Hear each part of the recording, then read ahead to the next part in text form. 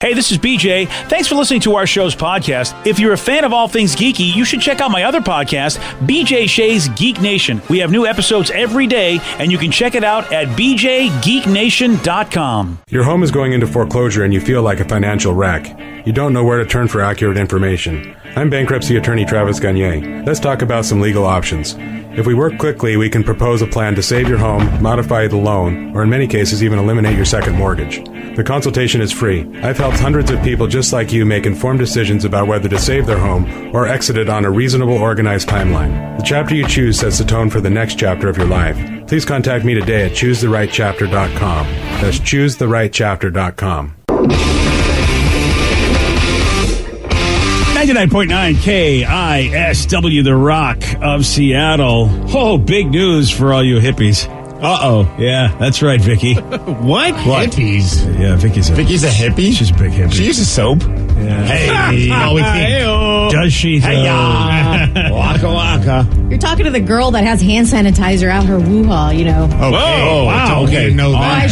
That's an HR issue? Yeah, Well, I should say out of my little skeleton guy here. I have hand sanitizer everywhere. Yeah. Not a hippie. Yeah, I'll stick with soap. Yeah. Out of your tchotchke. I got it. Yeah, you really don't want to put it it's anything in sensitive areas that has alcohol. That's not called a tchotchke, Dan. Yeah, that's okay. Yeah, Danny. Okay. Yeah, because if you're looking for tchotchkes, Danny, it means a whole different thing with your definition. That makes every conversation with my mom really weird now. Yeah. Steven! You get any of them tchotchkes? Yes, Mom. Even if I did, I don't want to talk to you about those things. In retrospect, maybe that's what she was asking about. Yeah. Hey, you finally getting any action, Steven, because we're worried about you. They were. Yeah. They still are. Yeah. Well, for you other hippies, I guess, then Netflix is releasing a 3-part docuseries on Woodstock 99. Oh, yes. Yeah. Oh, see, I don't know if that's catering towards hippies, but more just aggro dudes. Yeah. Okay, fair enough. New metal, wearing hat back. Danny. Yeah, me. Yeah. Well, minus the aggro part. Yeah. Danny's not very aggro. I guess that, But I also like chaos, and that's all Woodstock 99 was chaos. Yeah, that's a good point. Yeah. They brought that thing down in flames. Like, Yes. literally brought it down in flames. I remember watching that from home when I was like, I don't even know how old I was in 99, but like, it was like 13 maybe, and it was on MTV. Yep. And I just remember watching the flames and like being like, so like what is happening? I remember watching on MTV thinking, I think MTV's scared to be there. Yeah. Like, they looked genuinely concerned. It was pure chaos going on. It was not like Woodstock 69. No. It is interesting what 30 years will do. Yes. Well, it all depends on who you book. I mean, in Woodstock 69, you've got a lot of like peace and love type of artists, and Woodstock 99, you got Korn and Limp Bizkit. Limp Bizkit, yeah. I'm sure Bush played it too. I think they did, actually, now that you say but that. they're not very aggro. No. Yeah, exactly. All of those troublemaker bands. Mm-hmm. It's called. By the way, the docuseries is going to be called Cluster F99. Yeah. Okay. Yeah, that makes sense. Yeah. Here's part of the trailer for this docuseries for hippies. Woodstock 99. It was going to be the biggest party on the planet, but that's not what any of us remember it for. It felt like a crowd that could turn at any time. It was like this unleashing all this energy. There was no control. Hey guys, back, give us some room. You're getting scary here. What sort of setup do you have for accountability? How many security guards do you have on site? Big fat ripoff. They're all about making money off us. But the show was going to go on. Things are just getting out of control. And all of these people were acting like animals. Yeah. The best part of the trailer is like kind of like in the trailer itself, it shows us how it built. Like from during the day, it was more of like kind of, as you say, like a hippie type of a vibe where you had some kind of like peace, love music, and you had Jewel performing, the singer-songwriter. Yeah. And then remember that. It's just Jewel on stage, and within seconds it cuts to nighttime, and it's Korn on stage, and it's just a whole different vibe. It's the same people that were there to see Jewel have been drinking all day. Yeah. And drinking expensive booze and getting angrier by it. With no water. Yeah, I remember the water issue, and like I think the bathroom issues were like really, really bad. The bathrooms over flooded, and there was like a mud party, but it wasn't mud. And yeah, oh man, I'm excited to watch this one too. Alanis Morissette did it. Willie Nelson was a part of the show.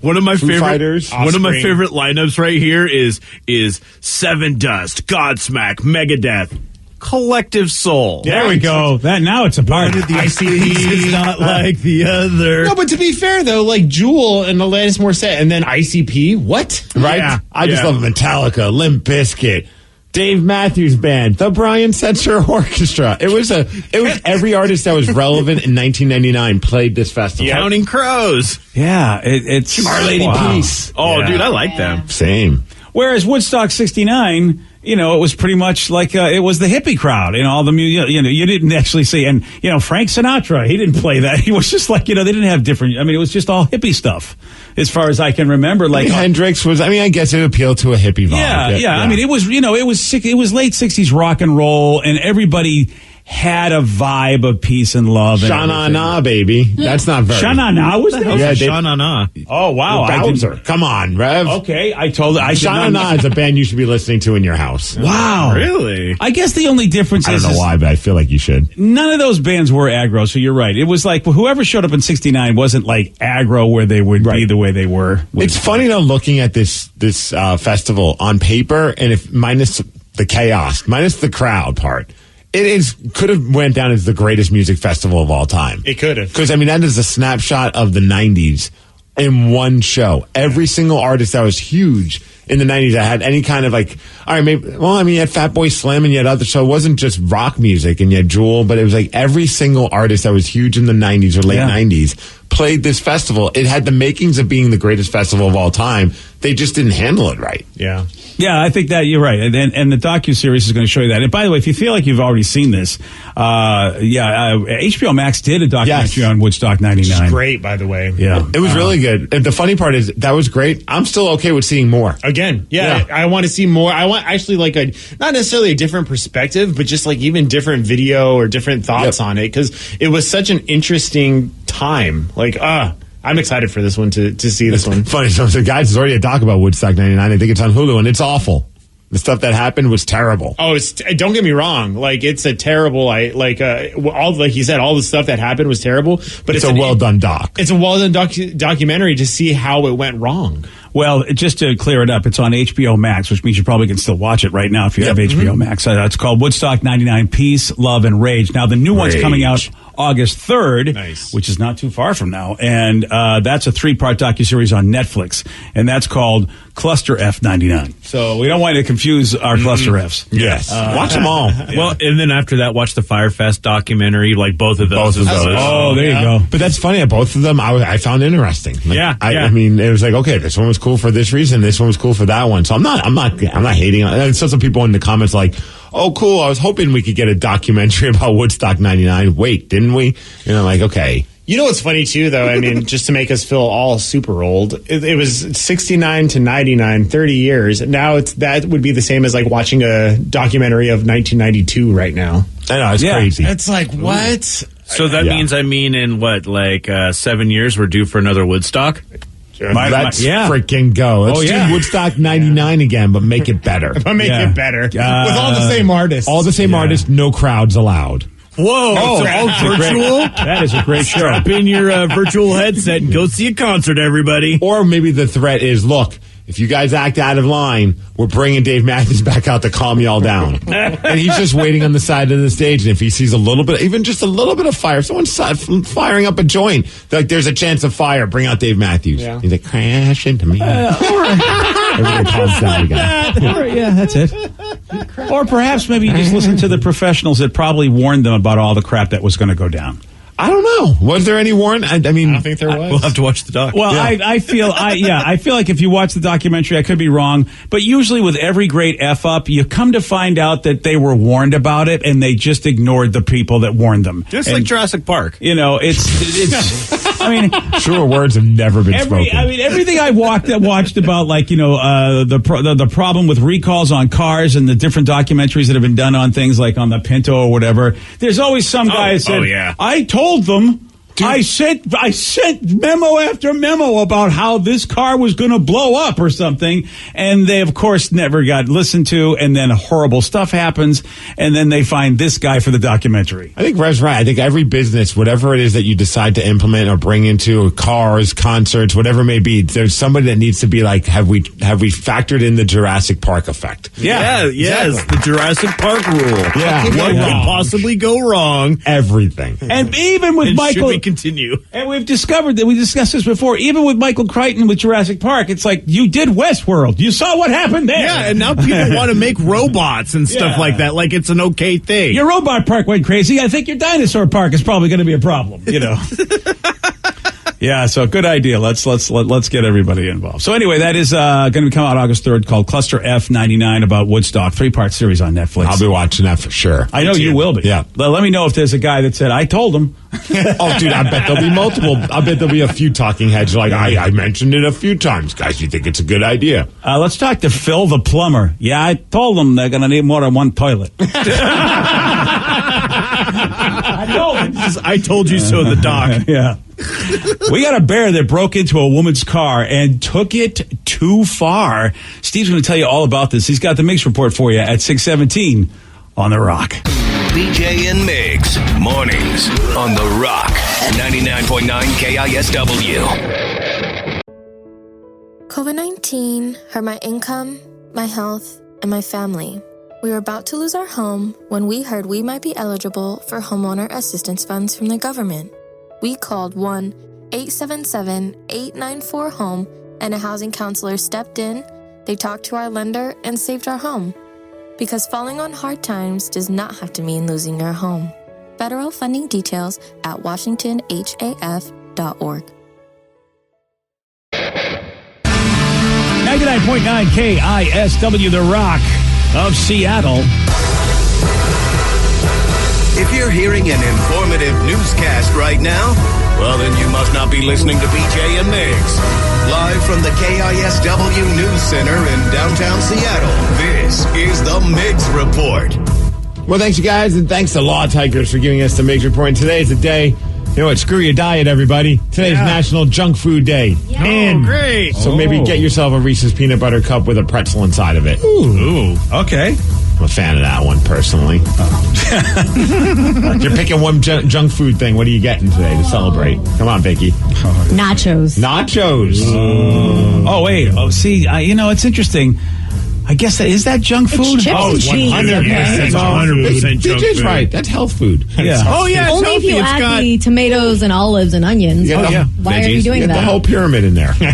Yeah, I guess I think of junk food like, the stuff you buy at the store that are in packages, like snack cakes snacks. and things. Junk Yeah, whereas, that's an appetizer, in some places it is, yes. Yeah. All right, Danny, what are you doing for junk food? Sour Patch Kids, of course. Sour Patch Kids is a solid pick. So good. Rev? Let's do some Pirates booty. Pirates There you Booty. go. Ooh, I love underrated. That's kind of healthy junk food. Isn't that kind of semi-healthy, Pirates food? Yeah, but I'm trying Compared to what? Yeah.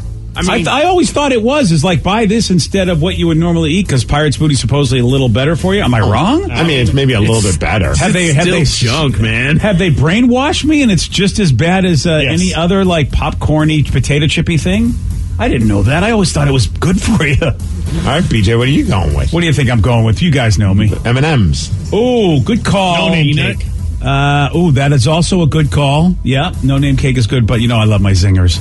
Oh, yeah. You know that. But yeah, listen, I will not turn down M&M's or no name cake.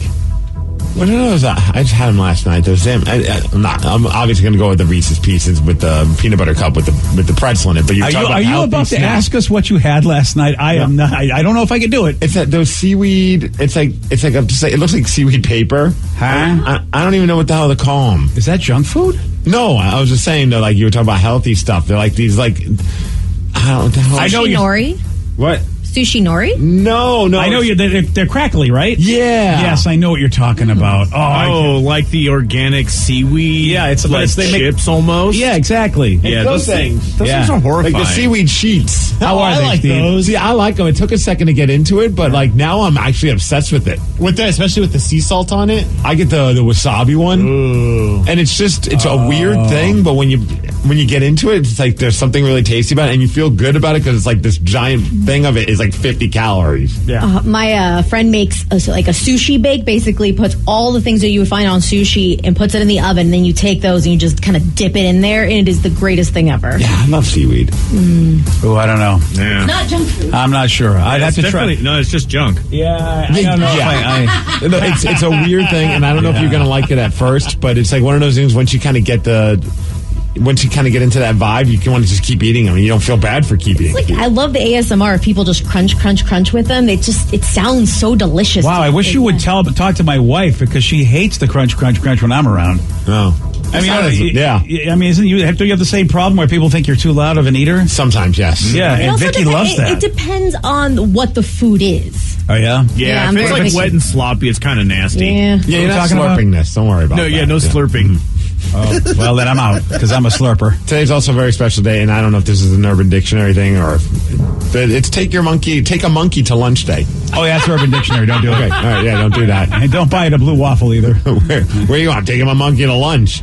All right, we'll talk to you maybe in 40 minutes. It does sound like someone's about to go have some private time, doesn't it? Right. It's Yeah. like, my dad used to be like, oh, when he had to go to the bathroom, he's like, I'm taking a horse to the river. And I'm like, what the Yeah, that's right. That before. Yeah. Stupid saying. And it's really rather to lunch. It's rather graphic too. I mean, unless they're referring to me when I forget to shave, like that could be it too. I'm kind of hairy. I'm taking a donkey to the show. Right. I'm taking a monkey to lunch. And I'm going to spank it. And finally, it's a special day. Today is Invite an Alien to Live With You Day. Oh, that's cool. Which makes me throw another stupid question out there. Yeah, you can only pick one pop culture alien to live with you. Who are you going with? Oh, I know who you're going to pick. Who do you think I'm going to go with? I know who you're going to pick. Where do you keep your casserole dishes? Of course. Why? The cat won't fit in the toaster. You know it. I'm living with Alf. Yeah. Well, I think I'm going to go with the resident alien guy. I can't remember his name. He's the the guy Alan Tudyk plays. Yeah. Exactly. Yeah, he's pretty funny. I think you go with is Spock an alien? Yeah, he's an alien. Spock is an alien. Yeah. I'm shocked you didn't go with him, and then you guys go watch Star Trek together. Yeah, you're right. I mean, that's exactly what Spock wants to do. He wants to go watch his own TV show with me. Vicky, you got an alien you're going to go with? I'm thinking Groot. Oh, good call. Baby Groot. Yes, I've been really into the plants lately, so he would fit right in. So which Groot do you want? Teenage baby or grown Groot? Oh, baby. Okay, fair enough. Cute. Yeah, not the teenage one. He's out of potty mouth. Yeah, he really is. I just love that you asked that question. I literally said baby Groot right before that. She goes, Yep. Totally missed that. I know. Danny, do you even know aliens? E.T. Oh, with the finger. Call, you can finger touch him all the time. Have some Reese's Pieces. Oh, yeah. You can call home if you want. Yeah. And your bicycle will float. It's or your true. skateboard. When you're in Bremerton, you'll have a floating skateboard. See, now And you if you guys are tracking with me. And if you want to call home, there's like long distance from back in those days. Well, that was expensive. Nowadays, it's all part of the plan. Yeah. So you're good. Yeah, that movie would have been like 10 minutes long. E.T. just could have used somebody's cell phone, been done. Right. It's got a text home, actually. I'm surprised you didn't say the Doctor from Doctor Who. Isn't he technically an alien? Oh, good. Yeah, you know what? And currently, it's in her last days. Yeah, she is. You're right. One text even said Dan Aykroyd from Coneheads. Well, no, that's they came fun. from France. Yeah, that's true. They were not aliens. All right, Rev, who are you going with? I'm going with the xenomorph. No. Why? Aliens. Because if I can train it and then I would have a guard alien for my house, that's pretty amazing. If I could train it. Well, you know what? I actually would support this idea because I don't believe you will train it. I believe in myself. Yeah, and I believe you'll be eaten.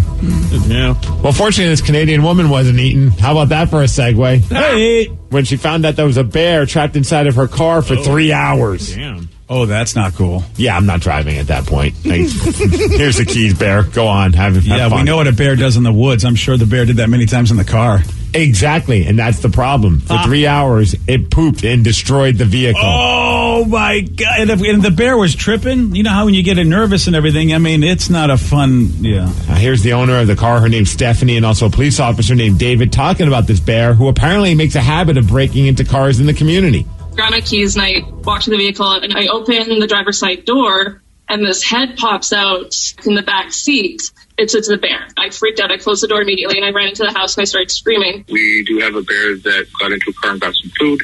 Has since then learned to test just about every car it seems it comes across. It's just gross in there. It's absolutely disgusting.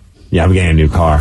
Oh, yeah. Oddly enough, the bear's name is Amber Heard. I don't know why, but that's the name. The bear. That's some detailing right there. Whoever does that job and details that car should get a nice tip. No, maybe she should have used the tactic that this woman from North Carolina used. Her name's Debbie. She used to be a teacher, and she decided to tap into her teacher skills to scare off a bear on the back deck of her vacation home. And how did she do it? She used her teacher voice. And here's Debbie talking about scaring the bear away. Get down from there. Get down from there. Right now. Go. You get down from my porch right now. Go. What do you think you're doing on my porch? You get down. Go. How dare you? How dare you? Oh, wow. Well, look at this bear. That bear's got some good the balance beam skills. Yes. Yeah. Bear's auditioning for the Olympics, I believe. That's exactly what's happening. Yeah. If I'm the bear, I'm like, I'm out. I don't need to hear this teacher voice. That's way more scary than no. Yeah. You f*** off! Oh, look at that bad boy climb. So she's up. She's like on a second, third floor. Right. Yeah, that bear had to climb up to get to that level. Oh, I thought I'd be safe up there from bears. Oh no, bears can totally climb. That's not cool, Baloo. No, get off my porch. Not much going on right now with in the world of sports, obviously, because we're in the middle of that little bit of that All-Star break. But Friday, tomorrow, sold out at T-Mobile Park. The Mariners taking on the Houston Astros, and that's the team that they're chasing for first place in the AL West. And they can make some serious ground if the winning ways continues, and they could sweep them. Because they're 9 games back. You sweep them, 6 games back then, right? Well, if you... math is correct. Hey, look at you. Yeah. If you go to the MLB app and just click on... And this is a story that's on there about, like, the midterm for all teams. Mm-hmm. The folks are loving the Mariners. They're saying the Mariners are good to go for the playoffs. I mean, Let's do it. That's insane. They're like, this team is primed to continue what they're doing and make the playoffs, where other teams, of course, they don't know, ask me later, or they're locked in. They've got them as a locked-in team for the playoffs. Oh, man, wouldn't that be amazing? Danny, I was thinking about it yesterday. They make it to the playoffs. You and I are getting Mariner tattoos. So excited. We're still standing by that. Yeah, we're in. Yeah, because don't forget, Mitch Haniger is soon to come back. I think he's about to do a rehab assignment. Yeah, yes. and there's still hope for Kyle Lewis with that concussion if he can figure that out, man. Package him into a deal with Kelnick, and let's get that Soto guy. Oh, wow. That may not be a bad idea. I mean, I know some people are like, oh, you don't want to give away your youth for a trade.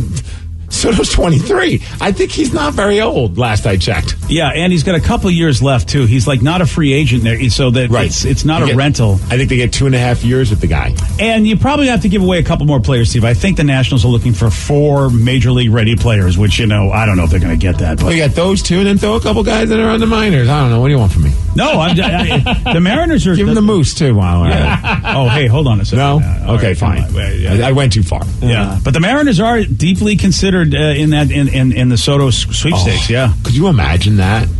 I can, and at the same time, I'm so sad if in fact Kyle Lewis is good. It's just he can't stay healthy. I have no issues with Kyle Lewis, Rookie of the Year when he was healthy, but they're doing just fine without him.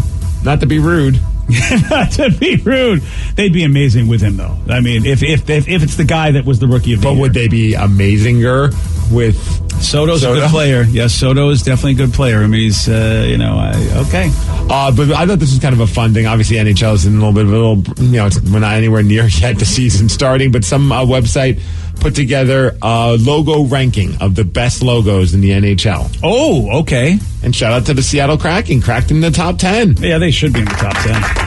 They came in at number 7. They rated it out of a score of 1 to 10, and the score that the Kraken got was a 6.9.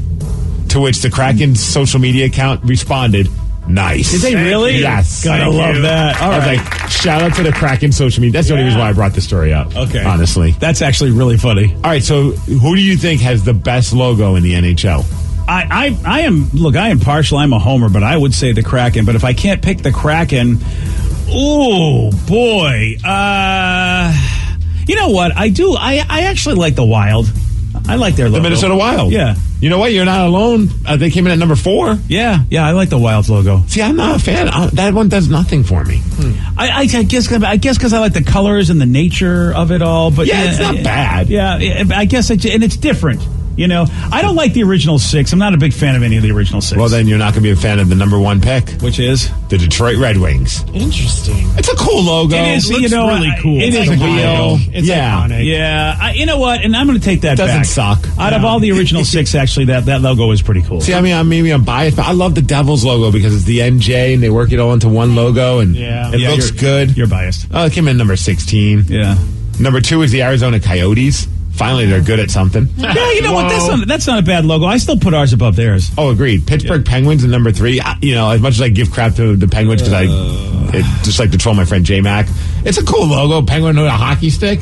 Yeah, I still think ours is better than that, but yeah. How about a shark biting through a hockey stick? That came in number 5. The Sharks. Hell yeah, that was the reason why I bought a starter jacket in the 90s. It is a great logo. That one's also just like super iconic too. Like people used to buy that just for the logo. The Canadians, iconic one as well. The C with the H inside of it. I always thought forever that the H stood for Habitants because that's what the Canadians I thought so too. No, it stands for hockey. Oh, really? Yes. The whole time that was Les Habitants, and I thought that's what the H was for. Canadians hockey. Yeah, I know. I overthought it. I'm like, oh, that must stand for the Habs. Dude, you're not the only one. I was told that from a very young age, Les Habitants. Yeah. The Habs, well, that's because that's what they're called. But no, it stands for hockey. Canadian hockey. Wow, you know, people, see, I'll tell you, it's that Mandela effect, man. But it looks cool. Yeah. Then number 7, like I said, the Kraken. Number 8, the Flames. Number 9, the Toronto Maple Leafs. And then rounding out the top 10, the St. Louis Blues. Also, I like that one. Basically, if you add wings to anything, it looks cool. Yeah. Music note, a wheel. And I'm sorry, Maple Leafs logo is kind of boring to me. It has many different versions of it. Yeah. Well, right. the one that I know, I'm not a big fan. No, it's the same thing. It's a maple leaf, but they've done different versions of it where it has like more little ridges to it, where it doesn't. Like it's always the maple leaf, but they change it up. But having the Toronto Maple Leafs in the maple leaf makes it kind of look like a stamp. Yeah. Like it's supposed to be a postage stamp or something. And I always love it just because it's just straight up just blue and white. Like it's simple. It's kind of like the Red Wings, just red and white. Like they're not a bunch of colors. There's something cool about the simplicity of it all. But coming in at number 32, the Ducks. Oh, really? Wow. I don't hate. Yeah, I don't hate that one either. They're just talking about the one with the D, and then the side of the D is kind of like the webbed feet.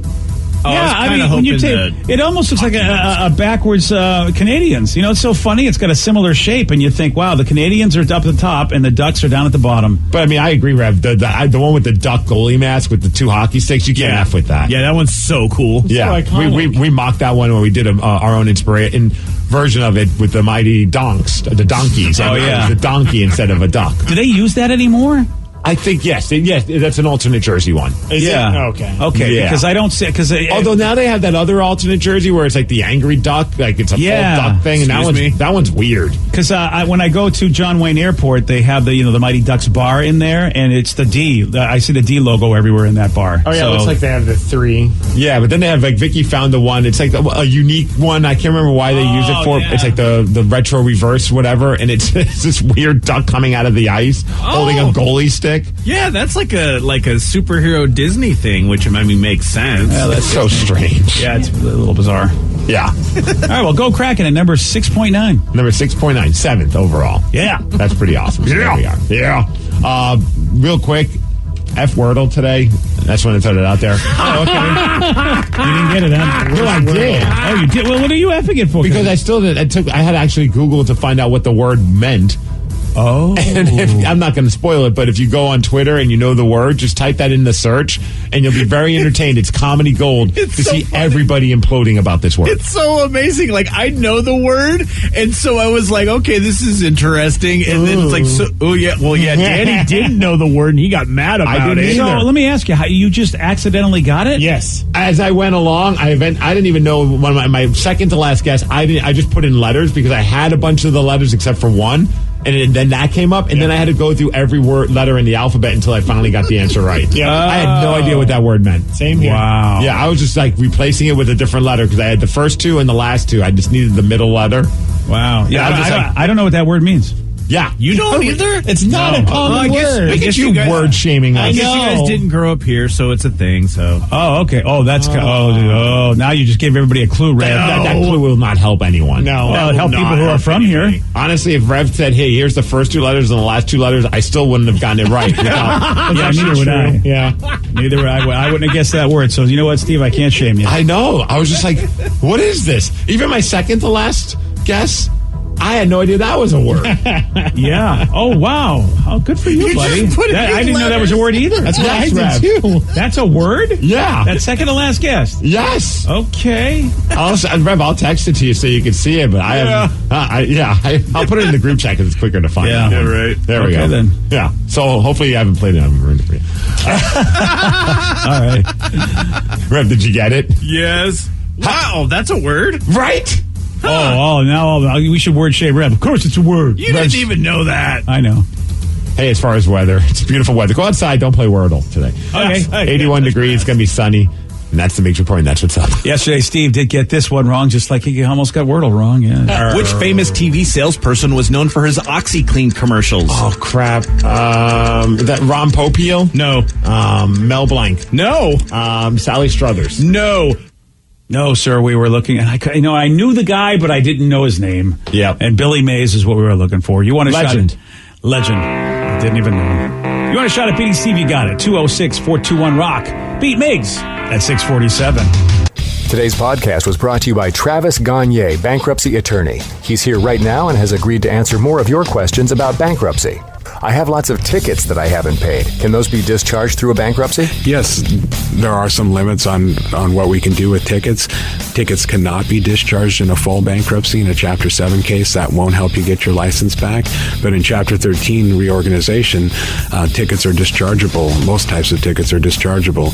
So you would have to pay back some of the tickets in a Chapter 13 case, but the vast majority of them could be discharged if you complete the plan. And again, you would get your license back right away when you filed the Chapter 13 case, as long as the only reason you don't have your license is because of failure to pay your tickets. But the Chapter 13 process will help you get your license back and repay a small portion of your tickets in most cases, and get your license reinstated almost immediately. Thanks, Travis. If you have more questions about bankruptcy, you can reach out to Travis anytime at choosetherightchapter.com. Hey, this is BJ. Thanks for listening to our show's podcast. If you're a fan of all things geeky, you should check out my other podcast, BJ Shea's Geek Nation. We have new episodes every day, and you can check it out at bjgeeknation.com. Your wages are being garnished. We can stop that now. It's hard enough to pay your bills when things are good, let alone when a big chunk of your take-home pay is gone before you even get your check. I'm bankruptcy attorney Travis Gagne, and I can stop the garnishment and get the creditors off your back immediately, often the same day as our consultation. Both Chapter 7 and 13 provide bankruptcy relief, but choosing the right chapter is crucial. In a free consultation, we can create a plan to get your finances back under your control. The chapter you choose sets the tone for the next chapter of your life. Please contact me today at choosetherightchapter.com. That's choosetherightchapter.com. 99.9 KISW, the Rock of Seattle, presenting to you. Yes, you've been patient. You've waited not one, but over 2 years for the biggest rock festival in the Pacific Northwest to return. And you know what? The wait has been worth it for you, brother and sister. Hell yeah. Now we get to see Incubus Labor Day weekend. We get to see Alice in Chains, Breaking Benjamin. We also get to see Bush, Sammy Hagar. Dude, it's going to be nuts. But the most important part, the internet is ablaze. The world is talking about the first ever BJ and Migs weenie toss. That really is the highlight of Pain in the Grass. Those 3 big days, really 2 of them are going to be basically featuring the greatest event in the history of events. ESPN's The Ocho has been in talks with us about covering it live. Ocho. But they should. Maybe we'll put it on Facebook Live. Okay. Let's get about the same viewers, right? Oh, wow. I think we might have a couple more. Yeah, because it's a network that doesn't really exist. Yeah. The Ocho. 3 big days, Labor Day weekend, Pain in the Grass. And yes, Steve is talking about the BJ and Migs party, which, we are going to have that big weenie toss. We are. I don't know how big of a weenie toss it will be, but it'll be... There'll be weenies flying. Well, you know what? We're big weenies, and we're doing a tossing, so with that. And yes, the game is simple. You have to try and throw a weenie from the furthest distance from all of your competitors, and you have a friend or a person on our show catching it with a bun. Whoever does it the best walks away with a trophy and a championship belt, courtesy of Rucky, the Seawolf mascot. Yeah! I'll tell you right now, this is going to be the best Pain in the Grass ever. 3 big days, also a bonus day on Wednesday, August 31st at the Moore Theater. Pretty Reckless and Aaron Jones doing that one. So you got 4 days of music, 2 days of tossing wieners. What do you want? I mean, you can't ask for more. Tickets on sale at Ticketmaster as I'm speaking. More info at KISW.com. Let's play B Migs. It's time to play the game. Yeah. Everybody scream his name. B Migs. Don't be a loser.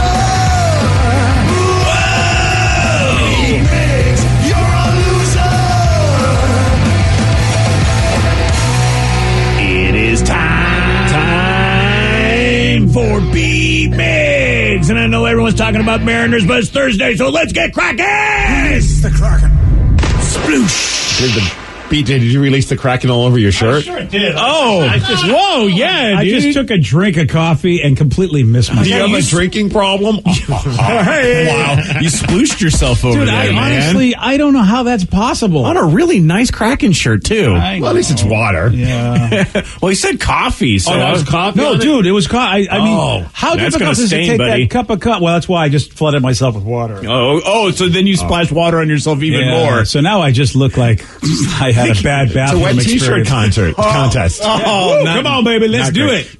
Can you get him like a bib or a sippy cup or something like Dude, that? I like to give you a hard time, but there are times that at dinner I'm like about to take a swig out of like a can of what soda, and I start and it's just on my lap. Yeah, I'm like, yeah. Well, how did I miss my mouth? I don't know. I'd make fun of you, but the reason why I solely drink out of tumblers with straws and lids is because I do the exact same So thing. what you're saying is we're all just idiots. Yes. I mean, that makes sense. Have you met us? For over 15 years on The Rock. Excellence and mediocrity. Let's get to our contestant today. We got Ken and Puyallup. Ken, are you there? Hey, good morning, guys. Good morning. All right, Steve, get out of here.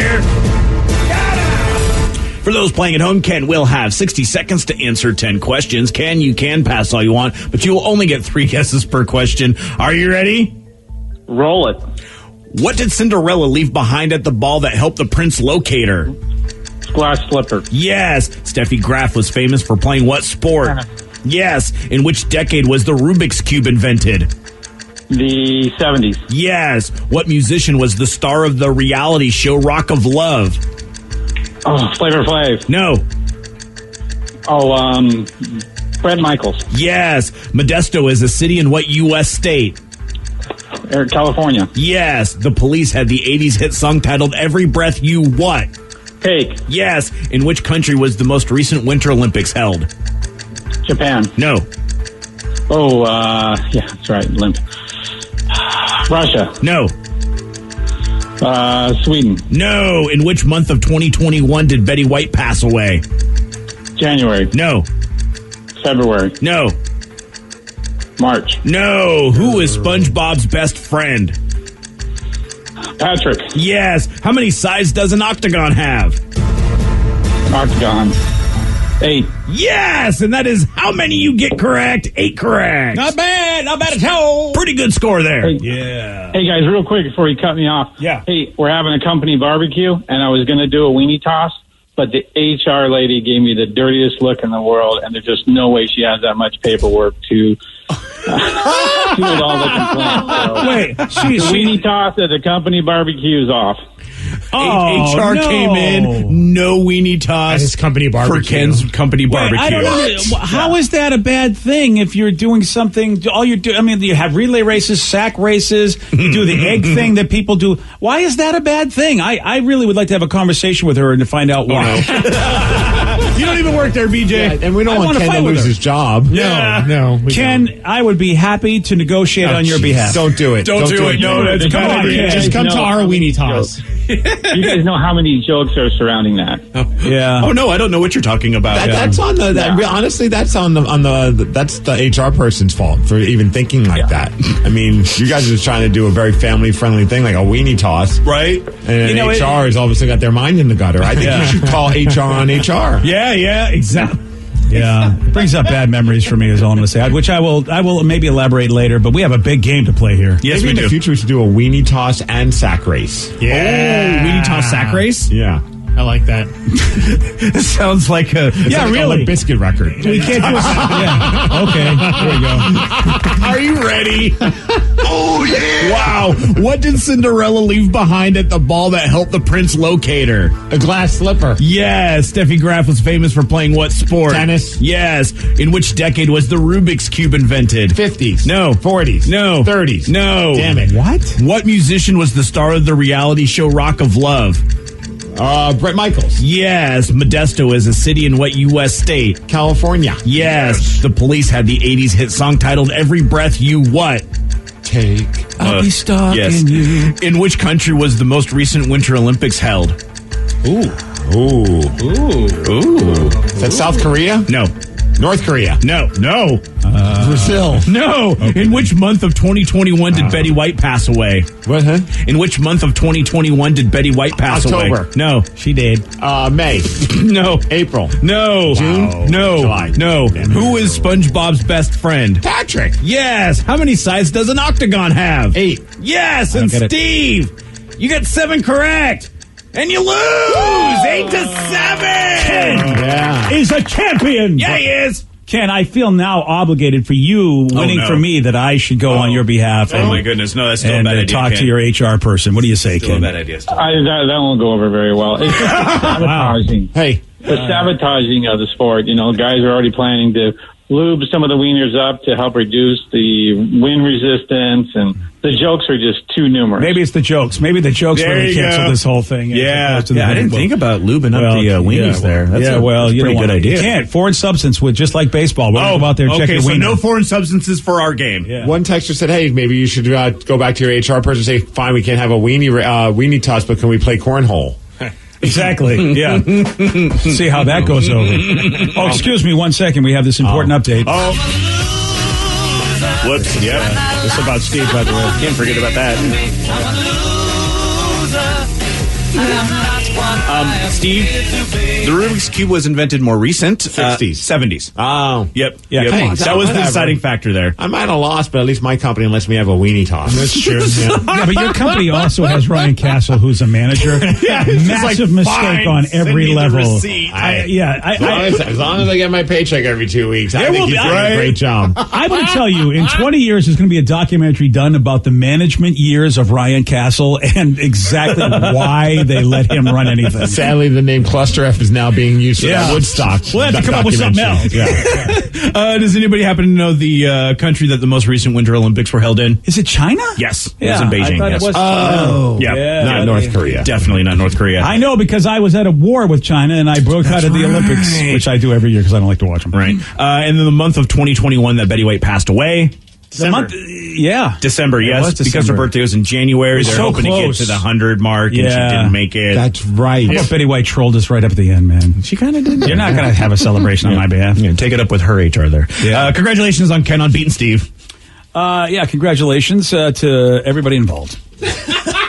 Hey, quickly, I just want to give some congratulations to a radio buddy of ours, Steve. Our buddy Dave Sposito in Spokane. Celebrated his 30th anniversary on the same station. Attaboy. Nice. What's up, Dave? Danny, you know him, and of course, Dave, Ken, and Molly are great people. We see him every year at our radio convention. I'm sure that we'll probably see him in next month, too. And, Dave's a great dude. Great dude. And to be anywhere for 30 years, and of course, he's been really like a big personality in Spokane for that long.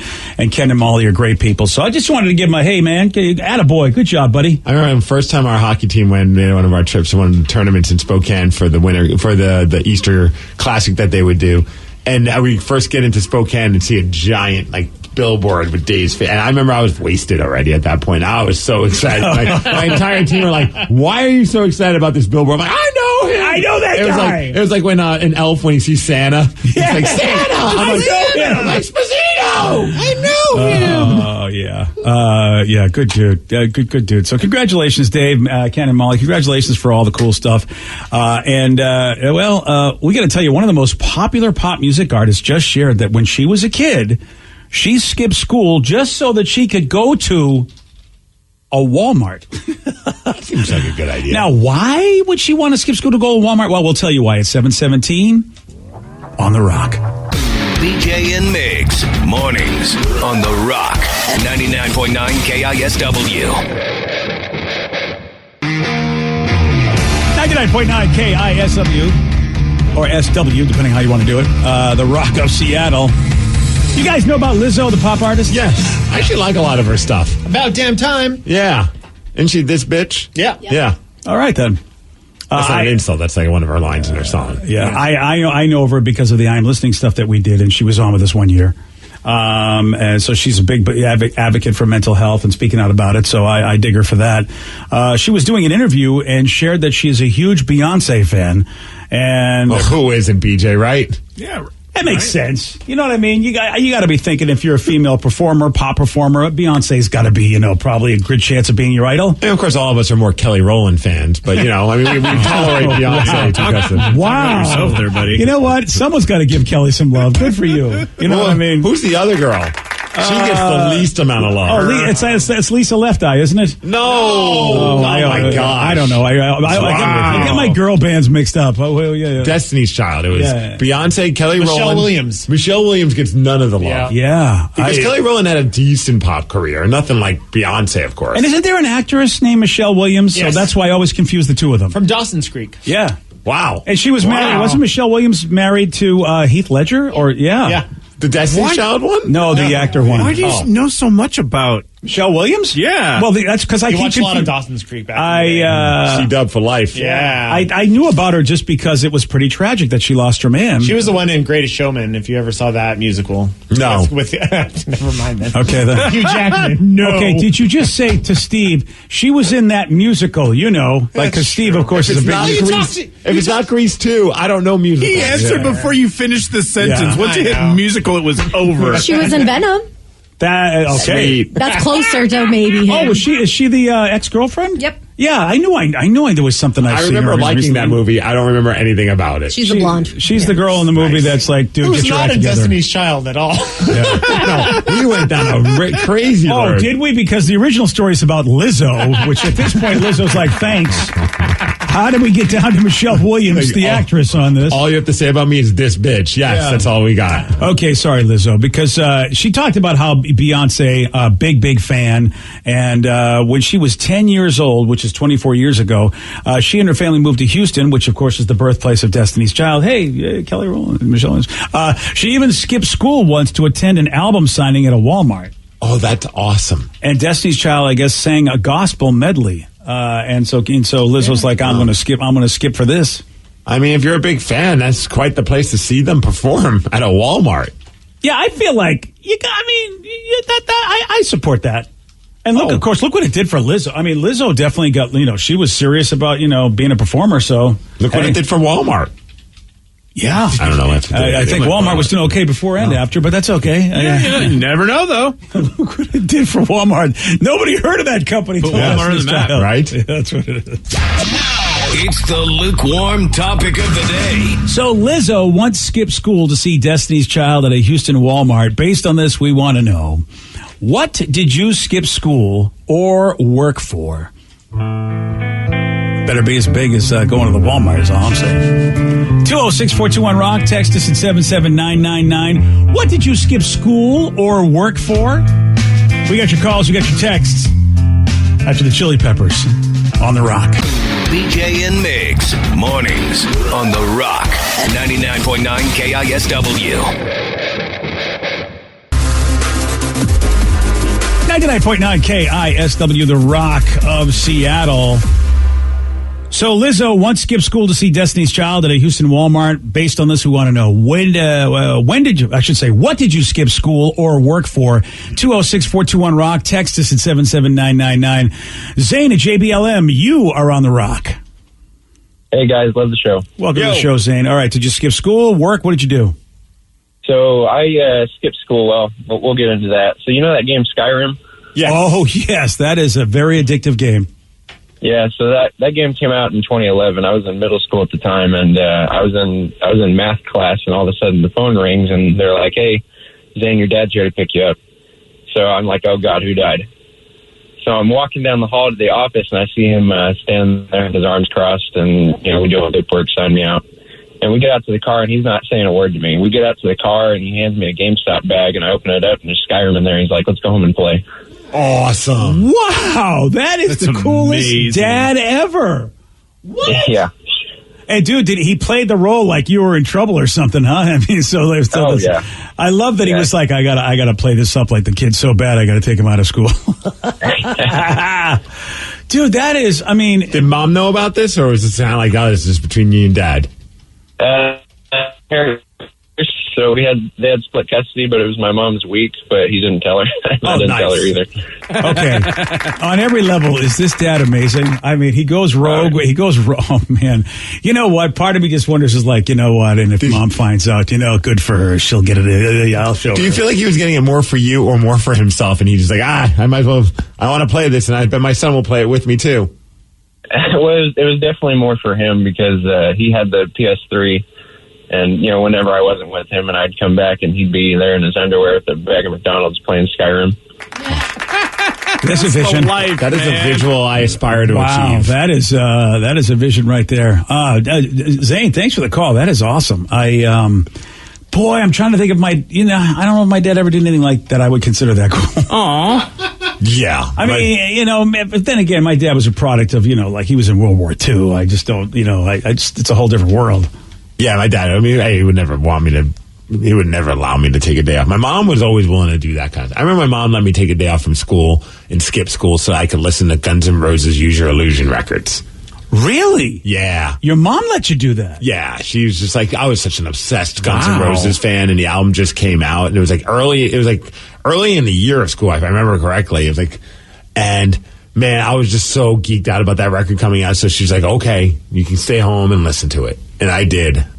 All morning. I was just Dude, got it. That's so cool. I just kept listening to it over and over and over. That is, every once in a while, if a parent pulls a move like that, I think that just, you get a lot of credibility with your kid. Mm-hmm. Well, I was also not one that skipped out on school a lot. So I think she was just it was kind of let him have this day. Yeah. Let him have this. Well, you remember it to this day. Yes. Yeah. So that means, talk about look, when you make a move like that as a parent and your kid remembers that how many decades later? But I was not I wasn't disappointed by the record. I was just I'm going to listen to Appetite more now because I spent more of the day listening to the old record because I'm this record's good. If they would have shortened it, made it one record, as opposed to two, but still got the day off for it.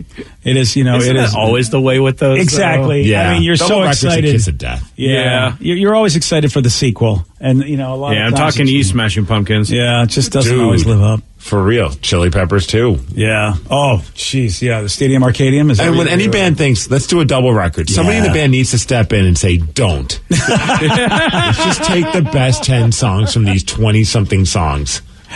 206-421-ROCK, Texas at 77999. We want to know, what did you skip school or work for? Dude, we're getting a lot of these, and I kind of expected that we would. Seahawks Super Bowl parade. Oh. So instead, I had to work on the parade. I ended up getting fired. I skipped work so I could go to the parade. Oh, well, I never liked working for you, Kevin. Okay, seriously, so many companies were like, yeah, take the day off. We're just going to take the whole day off. It was almost a holiday. Why would you be that kind of company? So instead I skipped work to go to the Seahawks Super Bowl parade. Good thing I did. It's going to be hard to win another one without a quarterback. Whatever. True Lock's taking us to the Super Bowl this year, Person's buddy. not locked on lock. So instead I skipped my internship to go to the Seahawks parade after they won the Super Bowl. I feel like you got to give people a pass for that. That was such a fun day. I felt like everybody was given a hall pass. Go, freeze your skis off and enjoy the celebration. And look, I surely don't want to jinx anything, but get ready, okay? Get ready, in October, because, that could happen again, if you believe the pundits. Well, hopefully it's not while I'm at Peppa Pig Park in Florida. No, I think that they'll still be, I think you're going early. Yeah. I think they'll still be playing baseball. They'll be playing baseball until November. Well, somebody will be playing baseball. Hopefully it's the Mariners. So I skipped work because, there was a MySpace. I won tickets for a MySpace private Chris Cornell concert. So I skipped actually my daughter's birthday to go to it. Yeah, she'll have lots of those. Wow. Yeah. I got news for you. It depends on the kind of daughter you have, because Sarah still is mad at me for taking another job and having to actually put food on the table, meaning I had to skip her birthday because I had to start the job. It's your daughter. Maybe that was the start of all of her weird disappointment in people if they don't go to the birthday party. Dude, I think you're absolutely right. I think you're 100% right, because it's in her head, and I've tried to explain. And I took her to a special day with her and I before I left. I'm like, I can't make your birthday, but you know what? You're going to have your regular birthday party, and you and I are going to have a special celebration to make up for that, because I have to go take a job. Didn't matter to her. She was like, no, I'll never forget that day. I go, you know what being an adult is? I mean, So let's go to Allison and Edmonds. Allison, you are on the Rock. Hi there. Hi, Allison. So, kind of on the same thread of the last guy. in junior high school, my mom and her best friend picked up me and my brother and her best friend's son and took us to go skiing. Oh, that's a nice deal. And did you know about this? They just took you out of school and it was a surprise? It was a total surprise. I mean, there we were in jeans and like regular shirts going out skiing, but it was like Southern California, Big Bear. So it was easy enough. It wasn't too cold. I have to tell you, man, and I feel like it's Gen X parents and beyond that are doing this. I still felt guilty to do it, but I can understand why. I think as we all went through school, we realized how much time is wasted going to school every day. Like it's not a big deal if you miss a day here and there of school. It just is not. Yeah, we should go to school once a week and then let the rest of the time be for fun. Well, there's a whole philosophy, and I don't know if they're still in existence, but they were when Sarah went to school. It's a fun philosophy. It was a private school called Chrysalis, and they believed that 80% of the school day was wasted. Like they felt like the kids they don't learn anything 80% of the time in public schools. So you may be onto something, Steve. I say do it. Create a Steve School of fun. Oh yeah, Steve School. The Steve School will not go well. I'll be bankrupt probably after a year. Really? But it'll be awesome for that year. This is the one idea that I think might be a good idea. You're like, no, I'm not behind my own idea. No, hard pass on this one. Yeah. I also went to skip school to go see the Monsters of Rock tour in Spokane back in 1988. We would have gotten away with it if we all didn't come back with massive sunburns. Oh, no. Yeah, that's a tough one. Yeah. Wait, the 5 of you said you were sick yesterday. Yeah, what's going on and here? Now you're nice glow to you. I needed the vitamin D, man. That's why I laid outside, to feel better. No? Yeah, that's it. Nice try, Vic. No? Yeah. This is big news, by the way. This could rock the geek community as a well-known actor shared what he thinks is the most toxic fan base in all of pop culture. And you're going to hear from him at 7:47 on The Rock. Today's podcast was brought to you by Travis Gagne, bankruptcy attorney. He's here right now and has agreed to answer more of your questions about bankruptcy. How do I know if bankruptcy is going to provide me with relief? What are the steps for my situation? There's so much information out there about bankruptcy with the internet and what people have heard from friends and other people that they've talked to about their financial issues or bankruptcy. There's also a lot of bad information out there or urban legends about bankruptcy. In order to determine whether bankruptcy makes sense for you, you need to talk to an attorney that's experienced in bankruptcy. So in order to determine whether bankruptcy makes sense for you, you should talk to an experienced bankruptcy attorney. And my job is not to convince you to file bankruptcy. My job is to help you to make that decision and have all the facts so that you can make an informed decision about whether bankruptcy makes sense for you, what benefits it's going to have for you, and what the downside of filing bankruptcy is. Thanks, Travis. If you have more questions about bankruptcy, you can reach out to Travis anytime at ChooseTheRightChapter.com. Wendy's home-style French toast sticks are so sweet and crispy, some are saying they're better than Mom's breakfast. Did you say Wendy's French toast sticks are better than mine? No, Mom. Some people are saying that. Not me, even if I am thinking it. Choose Wendy's home-style French toast sticks. At participating U.S. Wendy's during breakfast hours. Hey, this is BJ. Thanks for listening to our show's podcast. If you're a fan of all things geeky, you should check out my other podcast, BJ Shea's Geek Nation. We have new episodes every day, and you can check it out at bjgeeknation.com. Your driver's license is important so you can get back and forth to work, get your kids to school, and back and forth to daycare. If your license has been suspended because you can't pay your tickets, you can't do any of those things. Let's talk about Chapter 13 bankruptcy. You may have heard the tickets cannot be discharged, but they can be dealt with in a Chapter 13 case. Why not come in for a free consultation? The chapter you choose will make all the difference to your getting back legally on the road. Let's design a plan to pay off your tickets and restore your license immediately. I'm attorney Travis Gagne. Please contact me today at ChooseTheRightChapter.com. That's ChooseTheRightChapter.com. 99.9 KISW, The Rock of Seattle. I would say this guy's a good buddy of our show. Oh, yeah? Yeah. I mean, does he know that? Well, we took him to a ball game. You know what I mean? He spent time with us. Yes. And he's actually been very kind to me. Let me introduce him at a Star Trek event. Okay. In town. So, I feel like, When was the last time you guys talked?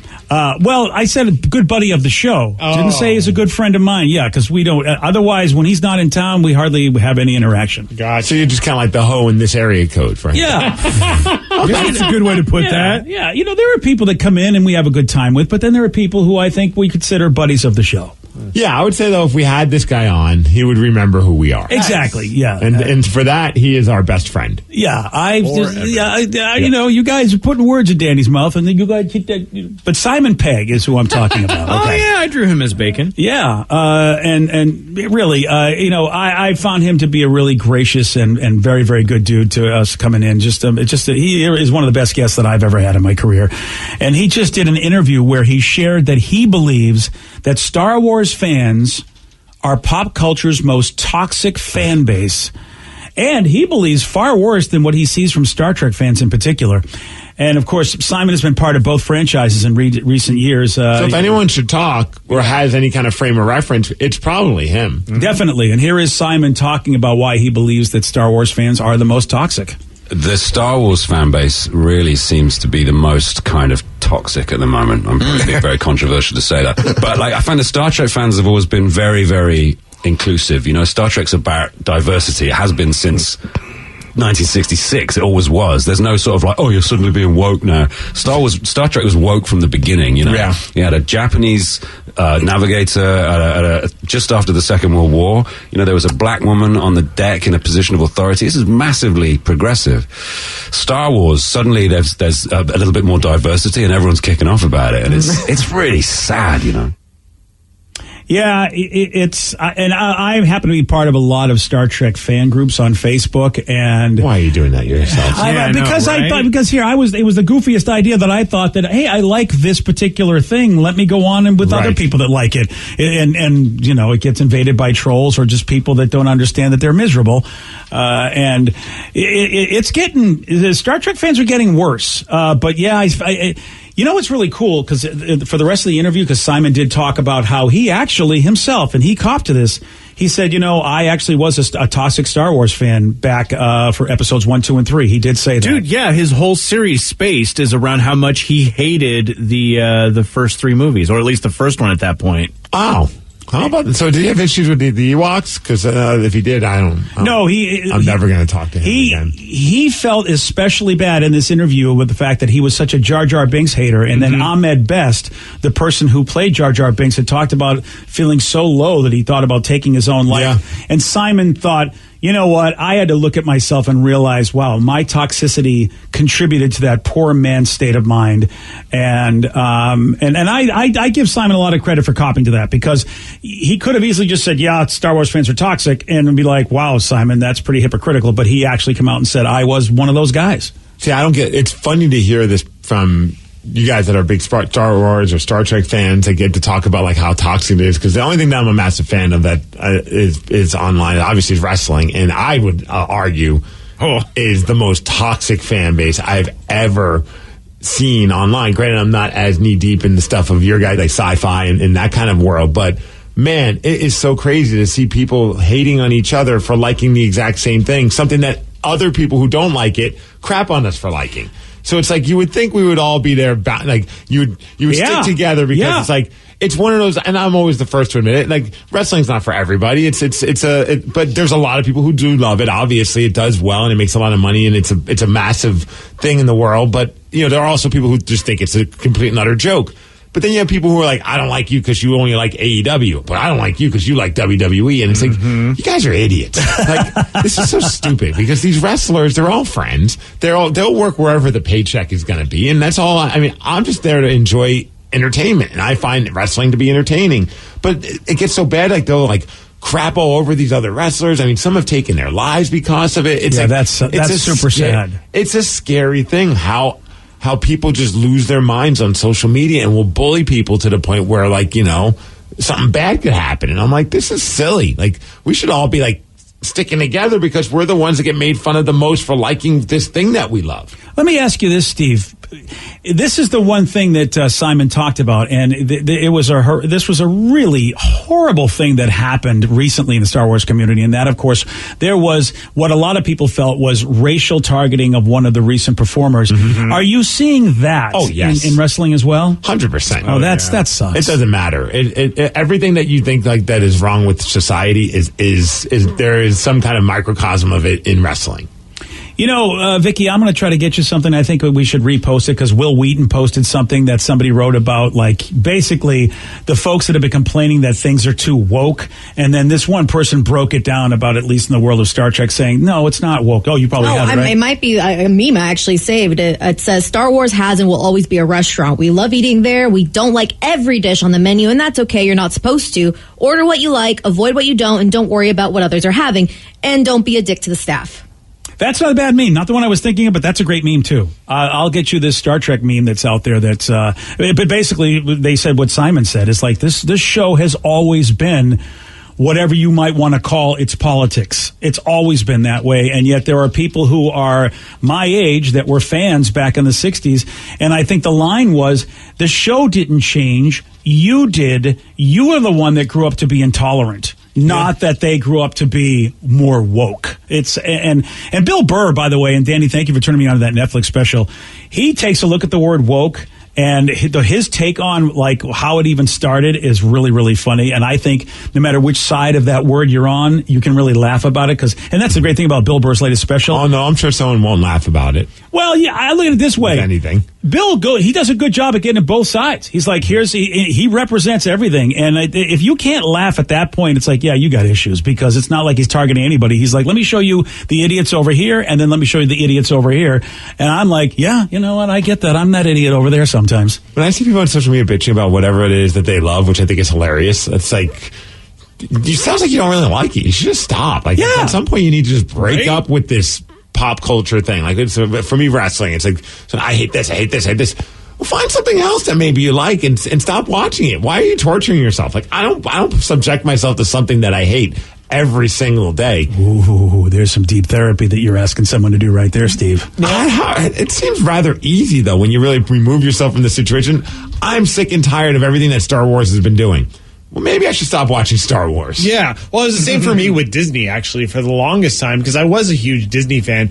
And it was to the point of where I was like in fan blogs of what the changes they were making at Disneyland. And I would find myself complaining and like writing these long essays about like why I was so mad that they were changing whatever ride. And at that point, it was like, you know what?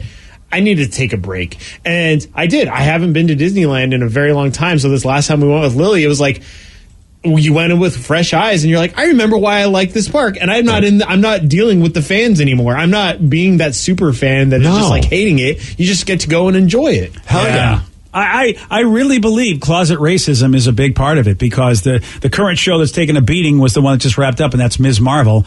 And you think Danny's a closet racist, and that's why he didn't like Disney? I kind of was hoping it would be subtle, Steve. I kept that subtle. You just said it right after he said that. I was hoping that when I said Ms. Marvel that people would think I was talking about Danny. But you're right, Danny is a closet racist. And sometimes Danny's an out of the closet racist. Oh, yeah. But I mean, you watch that show, and first of all, the story of that actress who was a big fan of that comic book, and then she gets to play the character grown up, like she auditions and they give it to her, and that was her favorite comic. That's a wonderful story. Plus, the actress is so likable. I mean, I haven't seen somebody play a role where you go, boy, this person was born for this role. They are so amazing at this, and there's so much hate. And I got to be thinking, because, well, you know what? It's about Pakistani culture, and I'm thinking, holy cow, how do you hate this show? Saying, this is the worst show that Marvel has ever done, the worst, worst, worst. And I'm like, okay, you've got to have some closet something here going on here. Right. Because the show is a fun show. And I'm a parent, and even though this is a show about teens, you get to see how the parents are trying to parent their teen as the teen's trying to grow up. And I would imagine, Vicky, you being a person where your parents weren't born in this country, and they came to this country. I think that's right? Your parents came here, and that's the story of Ms. Marvel, where she is the first generation American. Her parents came to this country and trying to raise an American child by giving them still some of the standards from the country you came from. That is an interesting problem for a lot of, parents that come here from other countries. And I thought they did a great job. Oh, it was fantastic. Even though I'm of Hispanic origins and not Pakistani, like, I completely connected with this character. And I connected with her, just the struggle of who am I really in this world? Like, I'm part this, but I live here. What should I do? It was really well done, and to see people hate on it just because it's not what every other superhero has looked like in the last, 50, 100 years is really stupid. Yeah, I think there's some closet business going on, in my opinion.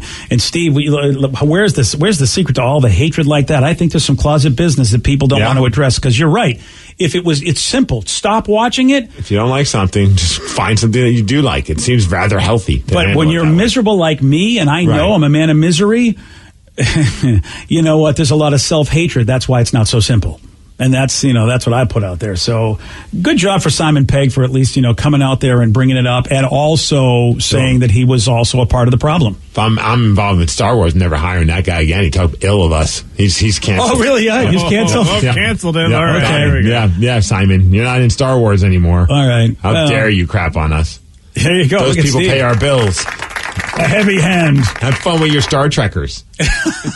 Simon. There you go. If you think they're so great. Yeah. All right. Well, there you go. That's why Steve's not in charge of anything. Oh, goodness. That's why they're like, yeah, what do you think?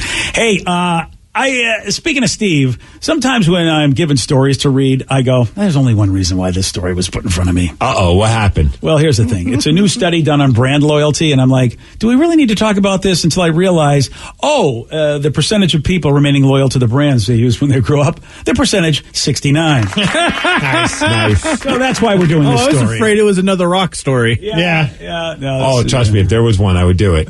Although he is doing the tortilla challenge with Kevin Hart. That was the funniest. Terrible idea on Kevin Hart's part. You want to get into a slap fight with The Rock? I don't even know what this is. What's happening? You know the tortilla challenge where you have to have a mouthful of water? Yeah, a mouthful of water, and then you take turns. Well, you do paper, rock, scissors, and then you slap each other with a tortilla and determine whether or not you basically try not to spit out your water. If you don't worry, BJ. We talked about it on the air a couple times. Yeah. Oh, okay. There we go. All right, now I'm back. I see what this is. So he's doing. Oh, he's doing it with Kevin Hart. Which, when you see the two together, you already know Kevin's way shorter, and The Rock is just a massive human being. But seeing them next to each other, it almost feels like they digitally shrunk Kevin Hart. You're right, right? Yes. It is right. Wow, this is insane. They really, it is just tall and short together. And they're just smacking each other in the face with the tortillas. And Kevin Hart's the funniest thing ever. Yes. Also, and it's not like we cannot play it on the radio, the audio. But if you listen to the audio, it is so funny. And The Rock has got this stoic face, and Kevin's never going to win this. I can even imagine The Rock cussing, and he cusses a lot because he's just so angry at the slaps. You see it in his eyes. So that's why he's angry. Is the slaps are a bit much? Slapping and the fact that Kevin Hart is just mocking him and just laughing at him. I feel like that's just salt in the wound. I feel like Kevin finally got clearance in the green light to hit his friend The Rock without having to worry about him actually hurting him. I love the tortilla cam. They slow-mo it. That's so great. It's one of the best of all the tortilla challenges. I don't want to do it with somebody, but I don't know that I have any friends well enough that we could do that without us getting mad at each other after. Yeah, I would be very mad at everybody. Oh, there you go. Yeah, okay, let's do it. Let's do Danny and Steve tortilla challenge. You I'm think up for Castle that. will let me expense some tortillas? Oh, I have tortillas. No, I have tortillas. Okay. Are we using little tortillas or the big ass tortillas? We need the big ones. They slap the hardest. Can we just do? I support this, but let's ask Castle because I love to see if he'll ever say no to us. Do you remember, Steve? Do you remember we had bosses? We'd go up with ideas, and every time we'd have an idea, it would always get shot down. Yeah. I had one. Our old boss, that guy. Do we do it at Pain in the Grass? Oh. How many of these things are we going to do? We got a lot of time to kill at these parties. I think we should do it. So we're going to do a weenie toss and the tortilla challenge? Tortilla slap, yep. Yeah. Okay, well, I'll let you guys do that because I will one of the days. I don't think we'll do one on both days. Yeah. All right. I think we should do it on Saturday. Yeah. All right. Well, I'm gonna be the spectator. Do you think we can convince Alice in Chains to be a part of it? Ooh, maybe. Wow, look at you! You're shooting for the moon. Why not? Yeah, why not? Why not? There's a lot of reasons. There's a lot of reasons, but okay. Why not?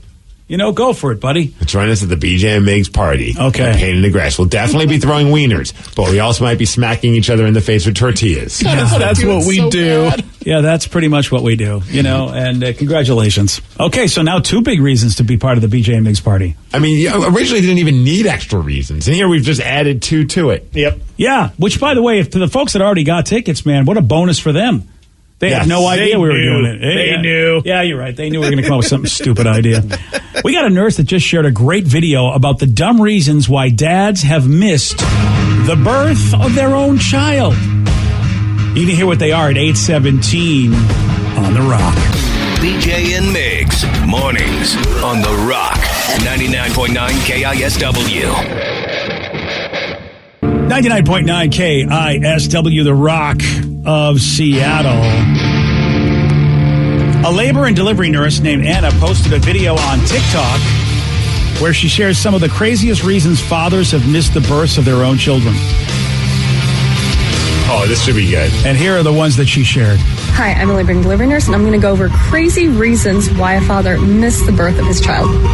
Number one, he went to go get food. I had a patient, I thought she was going to go fast, and I told him I had a feeling, but he insisted that he did not like hospital food, and he went to get fast food, missed the birth of his child. Number two, his phone was on silent. His wife was gracious enough to let him stay home while she labored a little bit, but he wanted to get a good nap in, so he put his phone on silent. Coming at number three, he went to a fantasy football draft. Yes, he left her during labor, and he said it would be really quick, so he went, missed the birth of his child. At number four, he had to feed the cat. It was an outdoor cat. At number five, he left the room to talk to an ex who was in the parking lot. I don't know what the conversation they were having, but we tried to call him. He was not answering. Oh. Why even... why go out there? But then also moments before your wife is or your girlfriend or whoever it is, your baby mom is about to pop out a child. You're like, I'll be right back and go. I got to talk to my ex. She's outside. What if she's one of those storm the delivery room type of exes? Like maybe he was like holding off. Good call. Drama. Good answer. I still might throw something else out there as an excuse, just so that way you don't add any more, stress. On the significant other. I'm believing that this baby daddy doesn't care about the stress. You could be mama. right. If he's going to go out, if he's going to go out and talk to the ex, he does not have the awareness to think that maybe he's doing anything wrong to the baby mama. I feel terrible for the nap one. I feel like that would be something I would fight. I'm going to let it up for a second, and then if nobody's pushing me awake, there's a very good chance I would sleep through an alarm. I got 6 hours. We're good. Yeah, right. I feel bad for the fantasy football draft guy because I feel like that would have been me. Yeah, which one? I think. Do we all agree the worst is though the talking to the ex in the parking lot? I think the only way that would be okay is if that was his other baby mama, and they're like, "Hey, I got to figure out. Can you take care of the kid? We're gonna." I still feel like you can just put that on hold for a second. You would think like text it, but I feel the fantasy draft one is the worst. Yeah, see, I don't think that's the worst because that's what I would do. So dude, I have a chance of getting Tom Brady this year. You're really going to make me sit in here. I agree. This is why, she has to understand. The outdoor cat one is, I think, is the worst. It's like, your cat's going to be fine. I feel like there's something going on other than the cat. Yeah. I think he's feeling, I think he was trying to was it a euphemism? Yeah, I think he was trying to feed a different kind of cat. Yeah. Oh, okay. Totally. I'm vibing, yeah. I'm going to go feed the cat. The fast food one is a heartbreaker. It's time to make another baby. I just wanted to get some chicken McNuggets. I didn't know the baby was going to pop out. See, I don't know which one you'd be. If you would be that one or the nap guy. I feel like you could be either one. Yeah, I feel more on the nap on that side. Because I also know Steve likes good fast food. That was the big fear, though, like leading up to it, because we didn't know if the baby was going to pop out early or, you don't know. Yeah. But, a couple weeks before the due date, I had a big wrestling show that I was going to be doing. And I was trying my best to make sure I wasn't anywhere other than home for the most part. But this was one where I was like, and my wife was like, "Oh, no, go ahead. You'll be fine. If anything happens, I'll call you." But that was like a massive fear while I was there. I had to let everybody know in the locker room. I'm like, look, even if I'm in the ring while I'm wrestling, if you see my phone ringing, nobody calls me. Everyone texts me. So if my phone's ringing and it says my honey on it, because that's what I have on my phone. Aww. Okay, that's something I really didn't need to see. Well, that's just how it is. Okay. If you see that, tell the ring announcer, and he'll just go on the microphone and say, "Steve, your wife is in labor."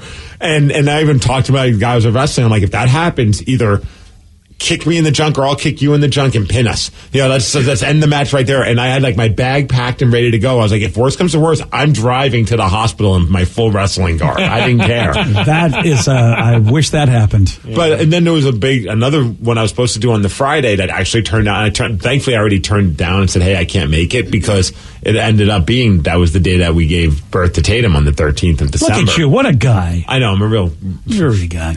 Yeah. But that would have been awful. Oh, dude, yeah, you missed the birth of your child because you were doing something fun. I'm happy Sarah was late because I was doing stand-up comedy, and if she had actually come when she was when we thought, because she went into labor, but luckily Sarah was like, you know what, I've decided not to. I'm going to hang out for a bit. But I drove home in a snowstorm to try, because they were like, okay, comedy club just paid. Wow. The guy just canceled my act. He came on, BJ, you got to go. And I first thought, it's like, dude, I'm not that bad up here. This is horrible. I mean, normally they give you the red light. I've got the owner of the club telling me to get off the stage. Right.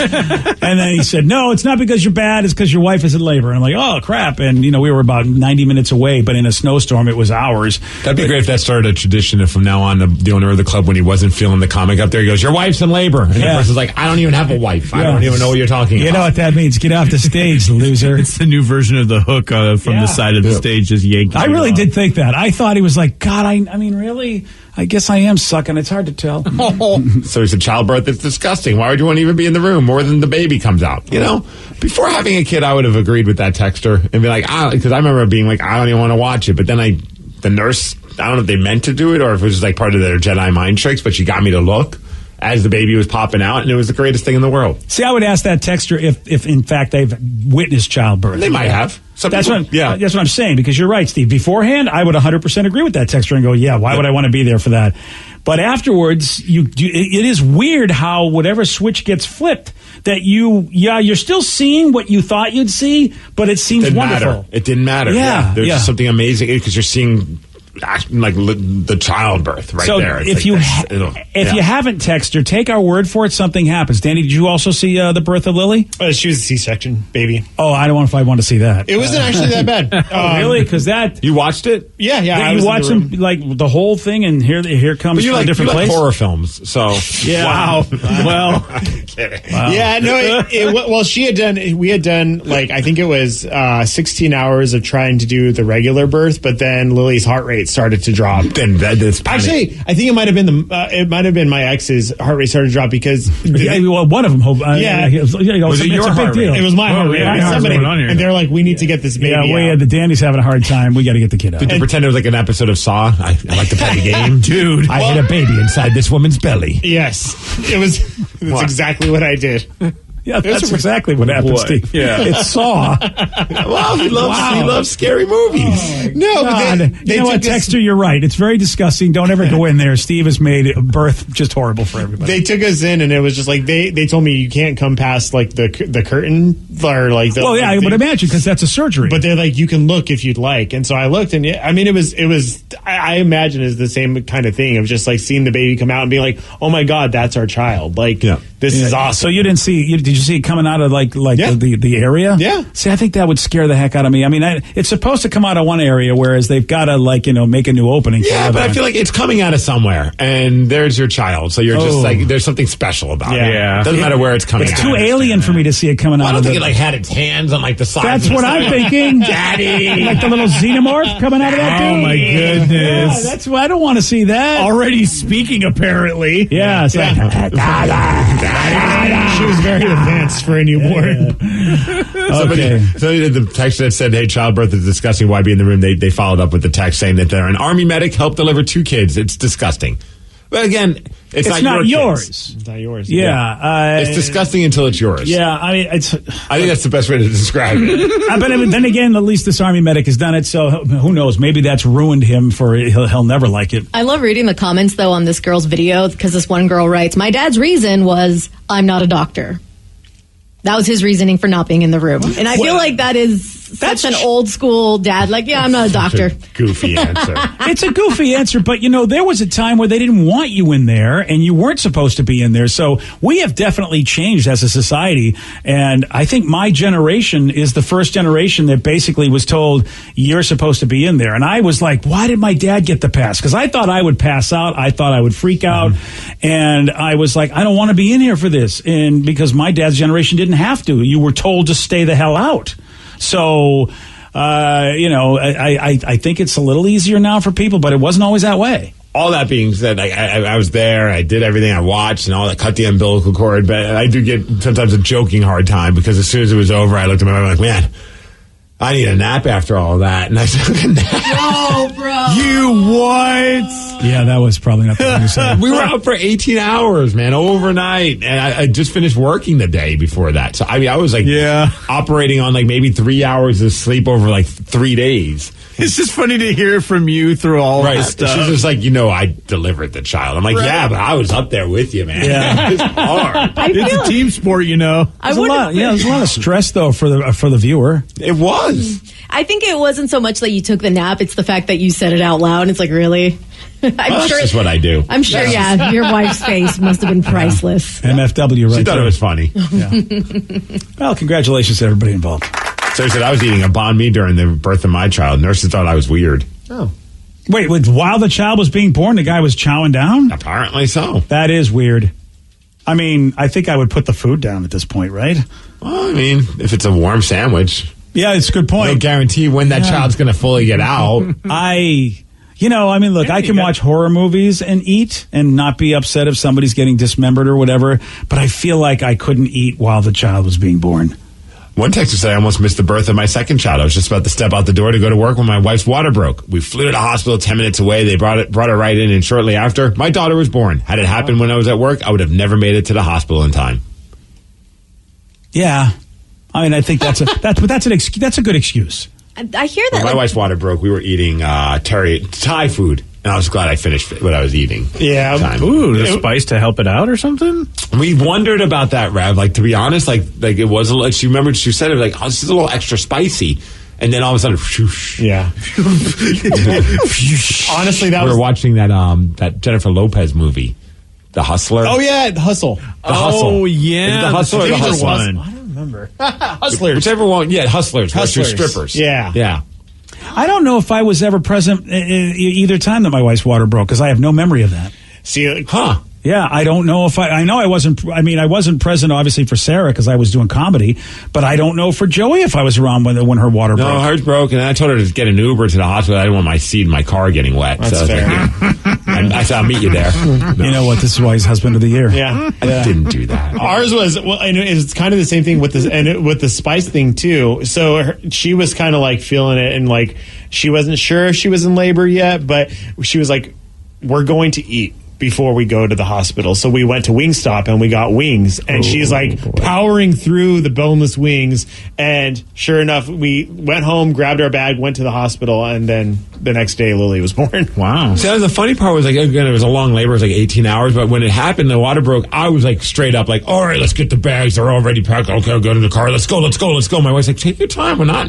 It's not like it's a baby's going to pop out at any moment because I'm ignorant. So I'm just thinking water breaks, baby flies out. Like, I thought it was part of it's like a water slide. That's what I thought. Yeah, like it's like a water park. Well, that very much never happens with the first one, but on the second one of my really good friends, her mom apparently gets to the hospital for her second birth.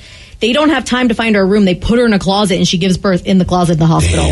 Whoa! Because like the second, third, fourth, they all just boom, they come right out. Well, it makes sense. The factory has already been used before. The workers know what to do. Wheels have been greased. Yeah. Wow. I mean, yeah. Not wrong. All right, well, lovely. All right, yesterday, Steve, he did get this one right.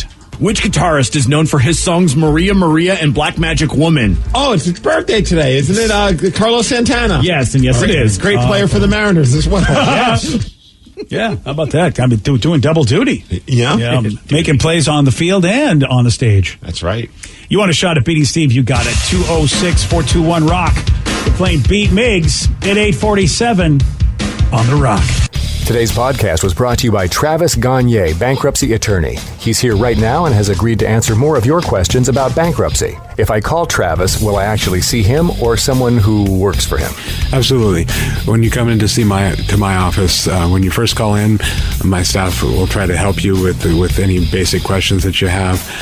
I can give you a call back, but they'll usually try to schedule you for a free consultation with me, the attorney, and I'll meet with you personally. We'll talk about the basics of your case, and I'll take you through a question and answer session that an interview that usually lasts about 30 minutes. We'll get the basics of your financial situation. I can answer your questions, and we can talk about whether bankruptcy makes sense, your non-bankruptcy options, and how bankruptcy could affect you, what the process is. Thanks, Travis. If you have more questions about bankruptcy, you can reach out to Travis anytime at choosetherightchapter.com. That's choosetherightchapter.com. Thanks for listening.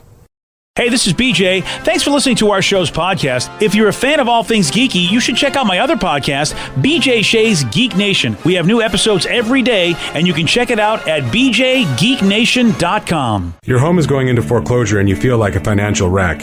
You don't know where to turn for accurate information. I'm bankruptcy attorney Travis Gagne. Let's talk about some legal options.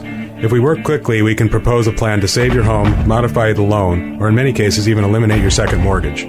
The consultation is free. I've helped hundreds of people just like you make informed decisions about whether to save their home or exit it on a reasonable, organized timeline. The chapter you choose sets the tone for the next chapter of your life. Please contact me today at choosetherightchapter.com. That's choosetherightchapter.com. 99.9 KISW, the Rock of Seattle, presenting the biggest rock festival you have seen in the Pacific Northwest this year in August, September time. August, September time. Well, because we have that pre-show August 31st. Fair. I want to make sure nobody nitpicks me because I'm a nitpicker, but you're nitpicking yourself. Labor Day weekend is going to be huge. It's going to be fantastic, man. You got Incubus, you have Sublime with Rome on Friday, September 2nd. Saturday, Alice in Chains, Bush, Breaking Benjamin. These are just a few of the bands. There's a bunch of bands all day long, of course. Could be it's a festival. And Sunday, you got Sammy Hagar. It's a festival. Leave me alone. It's a festival. But most importantly, our friend Hannah on the text line said, what day are you guys going to do the wiener toss so that I can buy tickets? Hannah, you can come to the BJ and Migs party on either Friday or Saturday. Get tickets for that because those are the 2 days that we're doing the first ever BJ and Migs wiener toss. That's right, buddy. Toss that wiener for fun. Somebody lucky. Well, a handful of lucky people will get to toss some wieners in front of all of us. And if you go to the party, you get hooked up with a free drink, some food. T-shirt? A T-shirt that will commemorate the first ever BJ and Migs wiener party. I've seen preliminary. Yeah. Toss party. Are you sure we want to call it the Wiener Party? Wiener Fest. I mean, okay. But here's the thing. It's going to be a blast. Great music, great fun. Tickets on sale at Ticketmaster. More information about wieners and paint in the grass and everything, just go to KISW.com. Let's play Beat Migs. It's time to play the game. Wieners. Hot dogs. Kielbasa. Sausage. Bratwurst. Weenies. It is time for Beat Migs. And it's Thursday, so let's get cracking. Yeah, let's get cracking. Here's how my mind works. I just said Smokies. We call them little Smokies, but do we call the normal size hot dogs Smokies? Or big Smokies? No. Just little Smokies. Yeah, we just call them little Smokies, but we never... I don't know. That's true. Yeah, we don't get like girthy Smokies or normal size Smokies. I do not want to look that up on Urban Dictionary. Yeah, I'm not looking that up at all. A girthy Smokie is like a brat, I'd say. Yeah. I mean, and maybe if you smoke them, like if we cook them in the Traeger. A smoky. Yeah, smoky. Ooh. Little smoky. Every time Vicky brings in the little Smokies, I have to have like at least 10 of them. Yeah. They're so delicious. Well, you're a big... equivalent of one. That's true. You're a big hot dog fan anyway. I am. You're a big wiener, Danny. Yes. Thanks. Well, I agree with that. Let's get to our contestant today. We got Dan in Seattle. Dan, are you there? Oh, yeah, I am. Excellent. All right, Steve, get out of here. Goodbye. Take your Smokies with you. Froggy. For those playing at home, Dan will have 60 seconds to answer 10 questions. Dan, you can pass all you want, but you'll only get 3 guesses per question. Are you ready? Yep. Who played Detective John Kimball in the early 90s movie Kindergarten Cop? Arnold Schwarzenegger. Yes. At what degrees Fahrenheit does water freeze? 0 or 36. No. 38. No. 32. Yes. Nice. What car manufacturer makes the Legacy and the Impreza? Subaru. Yes. Desperate Housewives was a drama that aired on what network? ABC. Yes. In which month of this year did Russia invade Ukraine? March. No. April. No. February. Yes. What is the capital city of France? Paris. Yes. In the story, Alice fell down the hole of what kind of animal on her way to Wonderland? Rabbit hole. Yes. At what awards show did Will Smith slap Chris Rock?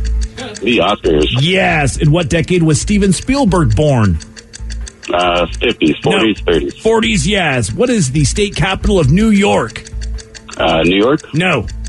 Buffalo. No.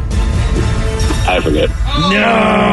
Almost a perfect 10 from Dan. No. 9 correct. Steve is going to get that last question if he gets to it. So Yeah. hopefully he'll get one wrong at least. Yeah, I mean, I'm almost wanting to bet breakfast on this one. wow, really? I'm almost wanting to. Okay, almost. There was an almost there. Yeah, it's a little too late in the morning. We wouldn't get here in time. Yeah, that's true. Yeah. Unless we bet a future breakfast and then I'll pay off on it. Like breakfast to be named later. Yeah. All right. Oh, so what are your terms on this one? Well, I think that Steve will lose. Okay. Are you willing? So I think he will win or tie? Yes, it's going to be what you'll have to take if you want to bet me. Okay, you know what? I believe in Steve. Oh, my God. Steve. I believe So I will in take Steve. that bet on a win or a tie, Steve. And you're on a roll. You've been beating me this year in bets. So. I know. All And right. for those wondering, because I don't doesn't matter anymore. It's like 2022 is a whole new year, Yep, man. that was last year. Yep. And I I was a said betting man. We're halfway done with this year, so Yeah, and I've We already still get texts from people who don't say that. I know, so funny. but I've won twice this year. Yes. So Yeah, we'll have to see what happens. See if I can keep that streak Been a going. good year for Rev. Steve, So it's I up have to to you. win or tie in Yes. order for you to not have to pay. Yes. Okay. All Okay, right. then. All right. No pressure. None. Are you ready? Don't screw me, buddy. Please screw him, Steve. Wait. Who played Detective John Kimball in the early 90s movie Kindergarten Cop? That would be Arnold Schwarzenegger. Yes. At what degrees Fahrenheit does water freeze? 32. Yes. What car manufacturer makes the Legacy and the Impreza? Honda. No. Nissan. No. Toyota. No. Desperate Housewives was a drama that aired on what network? ABC. Yes. In what month of this year did Russia invade Ukraine? What month? Yeah, of this year. January. No. February. Yes. What is the capital city of France? Paris. Yes. In the story, Alice fell down the hole of what kind of animal on her way to Wonderland? A rabbit. Yes. At what award show did Will Smith slap Chris Rock? Oh, if we only use a tortilla, he'd be a trendsetter. But that would be the Oscars. Yes. In what decade was Steven Spielberg born? 50s. No. 40s. Yes. What is the state capital of New York? Albany. Yes. And Steve, I keep my streak. You got a tie. 9-9. Wow. I was hoping Steve would run out of time. I was really hoping he'd go off and run out of time. Yeah. I was laser focused. Although I did have to talk a little about tortillas. Sorry. I was terrified by when you missed the car Honda? manufacturer. No, you said that already. Damn it. What is an Impreza? It's a car. I know that. You are a bust, Steve. Yeah. Dan, thanks for playing. It's not your fault. You did all you could. All right. Well, good job, Dan. There you go. Did all I could and hung up. No, Dan did get that one correct. It's a Subaru. Subaru. Yeah, the Subaru Legacy and the Subaru Impreza. I knew Albany only would know be the my Outback. doing. Yeah. Yeah. Is the Outback the official car of the Pacific Northwest? 100%. It feels that yeah. way. And it has to have the dog cage in the back. Yes. That's the only thing I'll ride in. The dog cage. Oh, Right. okay. I was like, wait, Yeah, what's we- going on over there? We don't need you jumping in the front seat, BJ. All right, buddy. So, yes. So breakfast sometime in the future. Yeah, I'll breakfast get- to be named later. Next Wednesday. Put it down, Vicky. Next Wednesday yeah, breakfast. Yeah, write that down. Schedule that down, and Vicky. put it on your action item I list mean, there. listen, you have to remember because I forget things. Yes, exactly. Well, congratulations on your tie and breakfast. Yeah, whatever, pal. Nice. That was a good win. Yeah, it was. Today's a good day. There's plenty of I've good lost news all morning. three bets to Rev this year. I'm really not on a good. I'm not on a good pattern. Maybe you should quit betting. I don't mind betting. You know what I mean? Betting is fun. You Gets can't win if you excited. don't bet. That is very true. Yeah, you're going to lose a lot.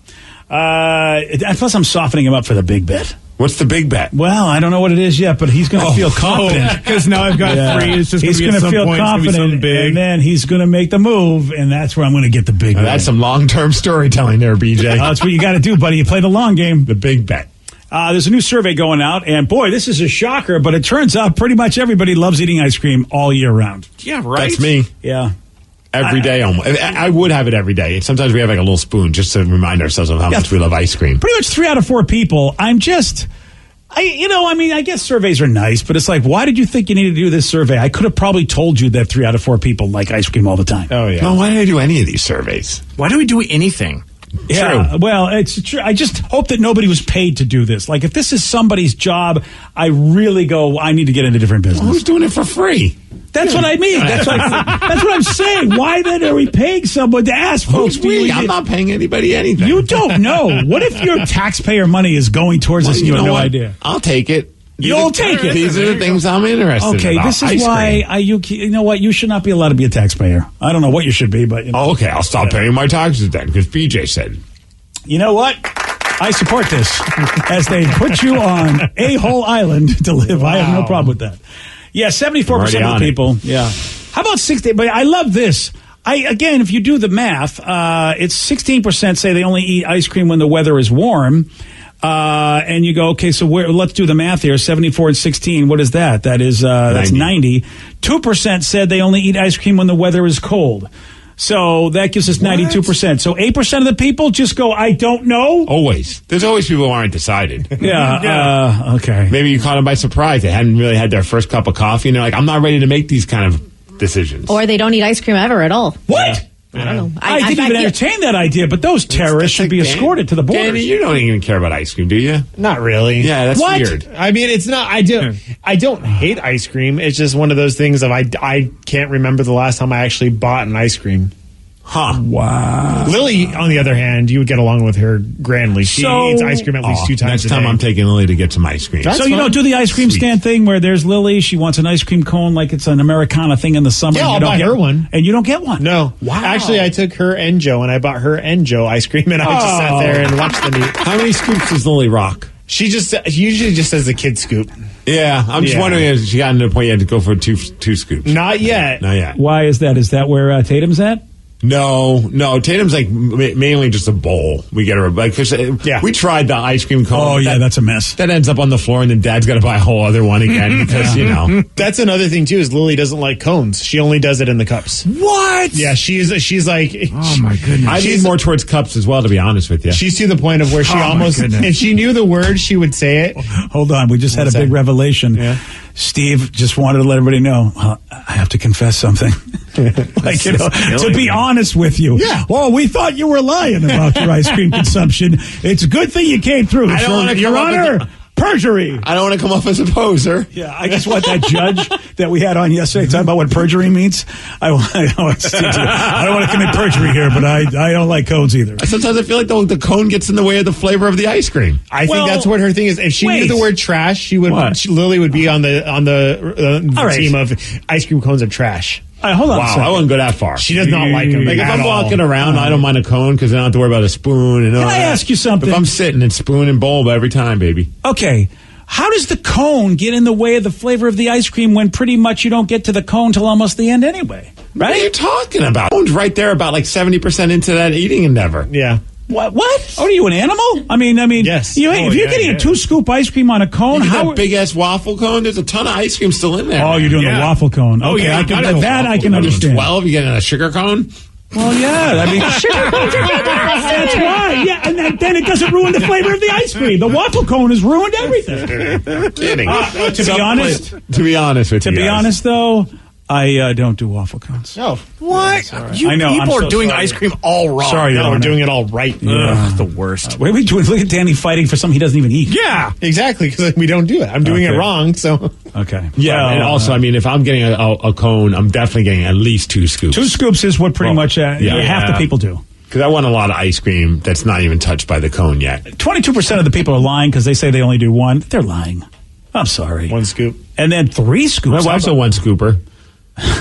She'll do 2 scoops, and then she's like, why did I get 2 scoops? This is too much. Because you're there. You encourage it. I always encourage my wife to get more so that I get to have a bonus scoop. My favorite is going to Cold Stone, and they have those. They don't have like the 1 scoop. They have the like it, love it, and gotta have it. And I'm always sitting there being like, I want to see somebody eat an entire gotta have it because those things are massive. Where's that place? There's a soft serve place in Washington that has a soft serve. They're like medium sized soft serve. It's like I think on the way to Oregon. And it's like a foot long in height. Gosh. Well, tell me where this place is because I have never been to it, I'm the soft serve guy. It looks amazing. It's in Washington State. I know that much. Man, I've seen some people go there and they post pictures, and it's just insane. Well, my wife and I were going to spend some time in the North Cascades, but I might have to go down south if that's the case.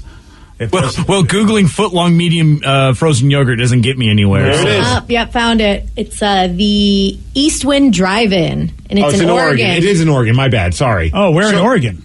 It says like near the Columbia River Gorge. Oh, I was going to go there. We were going to. Now I have to show the picture of the foot long. Look at that. Oh, that looks amazing. And even like the smaller, the medium is about 6 inches. Yeah, that's high of just ice cream. Yeah, that small is probably what you should be doing. Actually, you should be doing half of that small. All right. That East Wind, huh? Yes. Okay. Have you tried it? No. See, I want to. I mean, it looks impressive, but the soft serve better be good because I'm DQ spoiled, is all I'm saying. I got a feeling it has to be good because I I've hope never you're right. seen anyone say, "Oh, it's huge," but it's awful. Everything I've ever seen. Well, you haven't been around some of my people. We spread that disinformation all the time. Going, yeah, most of the people I know say that it's huge and awful. Don't go for that. What are we talking about? I lose Just track. saying. All right. Anywho, we need to let other people pick the topic for this fine program. It is time for Listeners on the Loose. Yes, you pick the topic. You guide the show. 206-421-ROCK. Text us at 77999. We got your calls. We got your texts. We'll take those at 917 on The Rock. BJ and Migs, mornings on The Rock, 99.9 KISW. 99.9 KISW, The Rock of Seattle. Listeners on the Loose, brought to you by Snoqualmie Casino. It is Listeners on the Loose. You pick the topic. You guide the show. 206-421-ROCK. Text us at 77999. Yep, it is you. We turn this thing over to you, but Steve does have a rule. It's a simple rule, BJ. It's to show some energy and bring it. Otherwise, we're going to have to gong you and then say goodbye. Goodbye, old friend. 206-421-ROCK. Text us at 77999. So I say, hey, guys, I was on the Seattle Seahawks Pro Shop, and I saw that they have jerseys for Kenneth Walker, our new running back. I did not know that he was number 0. Don't you think that's kind of weird, LOL? You're allowed to do that? Yes. Oh, and I agree. Because, what is it, Sam Haggerty for the Mariners? The Mariners, yeah. He rocks number 0, and I don't know why. And I know there's been players that have done it for growing up in New York on the New York Rangers. There's a John Davidson who's gone on to be like a great like general manager or broadcaster. He's done it all. But like when he was a goalie, I think it was 00. And I remember being as a kid being like, that's stupid. It kind of is. Right? I don't know if I was a player, I'd want to be number 0. Yeah, I've seen it from time to time in baseball. Don't know if I've seen it in football much at all. So is that confirmed? He's number 0? Well, I mean, why would they be selling that jersey like that? Because I've seen a picture of it. If it's legitimately from the Seahawks shop. Yeah, no, it's on the Seahawks shop. I see that he's number 0 because I know sometimes like when the draft happens, they'll have like the top draft pick and they'll have his name in the number 1. I'm like, well, that's dumb. I'm not going to get their jersey and be like, I got that one because he was the number 1 pick. It's like, I'll just wait for whatever number he's going with. But yeah, Kenneth Williams is number 0, I guess. Yeah, it is definitely odd. But you know what? You'll remember him. Maybe if he saves the game one day, he could go from 0 to hero. Oh, yeah. I get it. Or maybe he's big into O's. Oh. And this is the closest he could be, number O. Oh. Well, it's a pretty big O, so maybe that's what he's looking. Maybe that's what he's trying to say. Yeah. Yeah. Although I think the pro shop is I don't know if they have if they're in talks with management or if maybe for all I know John Schneider runs the Seattle Seahawks pro shop and this is his way of letting us know that Drew Lock is the man because if you go on like the emails that are being sent out, the 2 jerseys that are being pimped to the Seahawks fan base, number 2 and number 14. Really? Drew Lock, DK Metcalf. Locked on lock. So that means DK is getting signed. Yeah. That's the guarantee and Drew Lock's our starter. Wow. Well, the pro shop said it. You know something? If that is, I feel like if I'm Tyler Lockett, I'm a little bummed by that. I feel like shouldn't it be those 2 featured? Tyler seems like he's the most chill dude that doesn't get bothered by That's why I said. That's why I said if I was Tyler Lockett, you're right. Tyler doesn't care. You wouldn't be in the NFL if you were Tyler Lockett. Yeah, that is true. But I feel like it's an interesting. That's an interesting focus. You know. Well, he's the new guy, so you're probably hoping that someone who already owns 1 billion jerseys will buy the new jersey. And we don't even know if he's going to be the guy. He's the guy. He's the guy. Locked on lock, baby. Locked on lock. I mean, it's. I don't know. You had to get all the way to the bottom of page 2 before you finally got to a Geno Smith jersey for sale. And the last article I read was that Geno had a slight edge. He did. So that's why this is really odd to me that they've decided to be locked on lock with the featured jersey. Maybe because, Geno just isn't that sexy because he's been on the team and a backup, and Locke is the new guy, and he's a little bit more like, oh, the shine is on him. And this is the dumbest way to overthink things based on like what the order is on the Seahawks Pro Shop of jerseys. But it's funny that Brian Bosworth's Seahawks jersey, which is available, is above Geno Smith. And Brian never even played for the team when they wore these jerseys. That is funny. And for a lot of people, we do not speak of Brian Bosworth. Yeah. Right? He's like the most infamous player in Seahawks history. I love him, but I know some people still haven't gotten over the fact that he didn't do as much as they hoped. And if you're a young Seahawk fan, you probably have you weren't even alive when that happened. He's not on the team. Yeah, you weren't. You don't even know the history really, unless someone related to you. But they're selling that Brian Bosworth jersey, and you still have to go down a couple and keep scrolling until you finally get to Geno Smith. Oh man, lucky 7. I don't know. Does it come with a DVD of his movie Stone Cold? I hope so.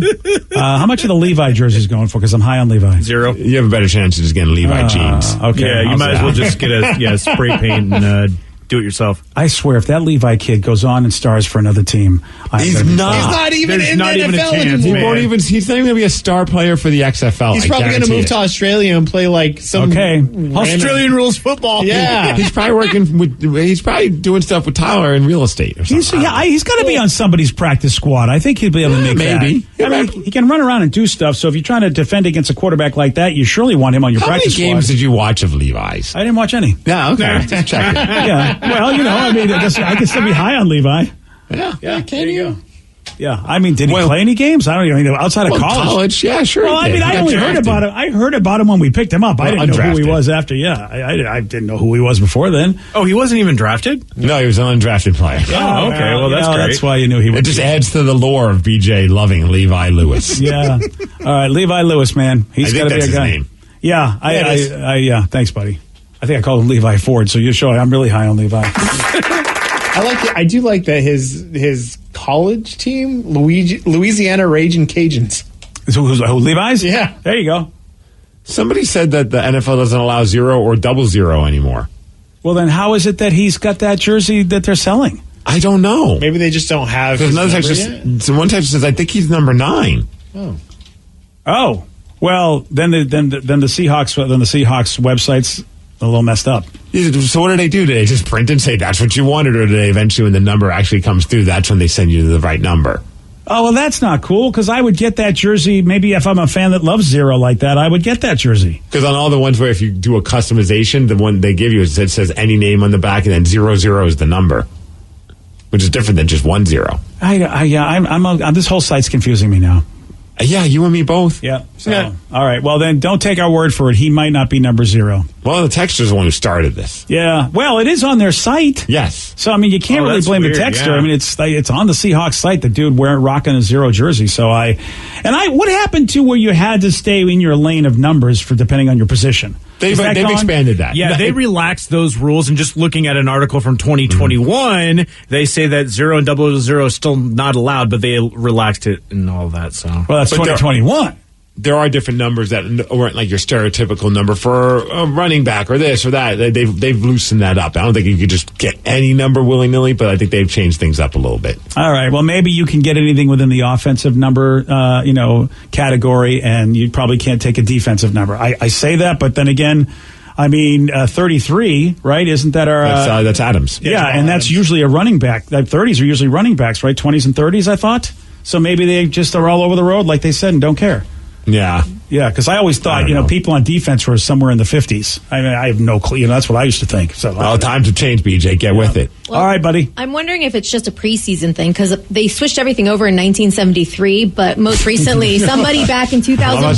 Wikipedia. You weren't even born in 73. No, I was not, but I was alive in 2001 when Brian Cox wore 0 in the preseason game with the New England Patriots. So I'm wondering if it's just a preseason jersey. Whatever happened to good old Cox? Man, he was a good player. I'm sure don't make me go down the rabbit hole. Wow, you need to rephrase that question. Whatever happened to good old Brian Cox? There we go. Thank you.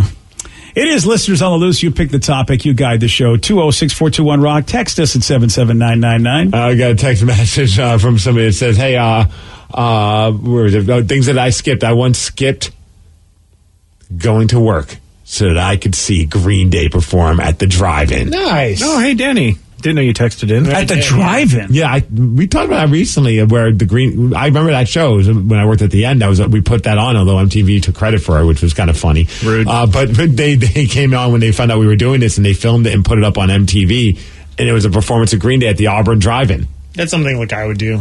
For sure. That's cool. It was amazing. Yeah. And I don't blame that person for skipping work to go to it. It was pure chaos, BJ. When they opened up the doors to get in, just a mass group of people. It was a free show. It was amazing. So it was at the drive-in, but you weren't sitting in your car watching it? No. Okay. It was at the drive-in, but you were there.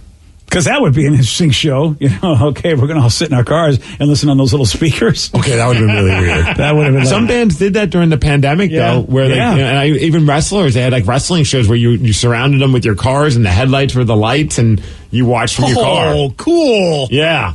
You're right, Steve. I'm seeing some video, and MTV basically just put on the banner that it was them presenting it. You guys got nothing. I mean, you see the N logo here and there, but when they put it out on MTV, like they barely even credited like the person whose idea it was, this guy Jim Keller, who came up with the idea originally. Wow.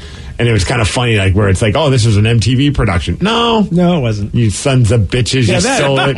See, that really sucks. Why can't you give credit where credit's due? It's still running on MTV. Come on. It was awesome. It was so much fun, though. I don't care who got credit. How long ago was this?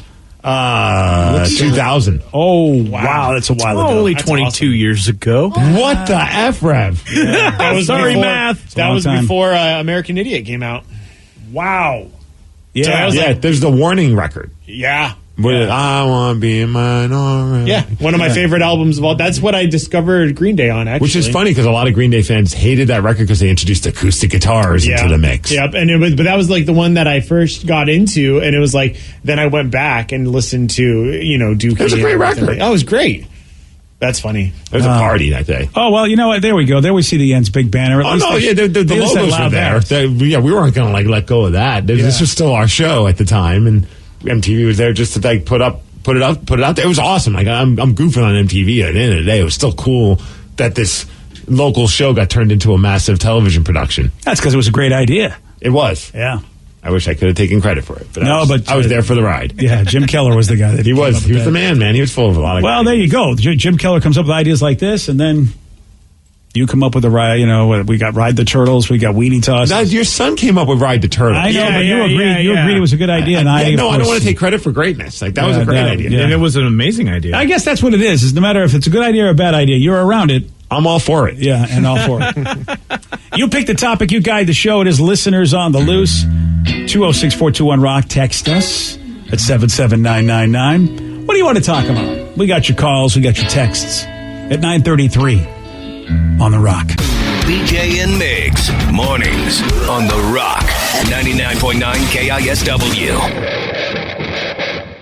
99.9 KISW, the Rock of Seattle. It's Listeners on the Loose. You pick the topic. You guide the show. 206-421-ROCK. Text us at 77999. Once again, the tastemaker strikes. Got a text. Hey, Steve, I saw the latest Bond movie and I agree. 2 thumbs up.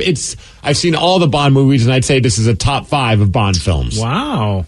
Yeah, I think I'm going to watch that sometime this weekend with the wife. Nice. I hope I did not say you watched it, though. See, I'm having a problem with this because recently you've been telling me about all these things that she's really enjoyed that I've recommended. Yeah. And then I say, how did you tell her that I recommended? You go, no, I'm not going to tell her that. And I'm like, so she has this bad taste in her mouth with me because of all the clunkers that I've given. Yes, a lot. But when I'm hitting the dingers, you're taking credit for it. Well, I have to be careful. I give you credit post-movie. Yeah, but you still haven't you got to start giving me more credit. I'm not giving you pre-movie because she won't watch it. Well, I feel like my track record has been pretty solid. You have to take a look at your column. Your win column is really low. Oh, man, I'm on a streak. I'm like the Mariners right now. I might have started off bad, but now I'm 14 straight. No, you haven't. 14 straight, huh? Yeah, all right. Scale it down to maybe 3. Yeah, 3 straight. And then how many clunkers? No.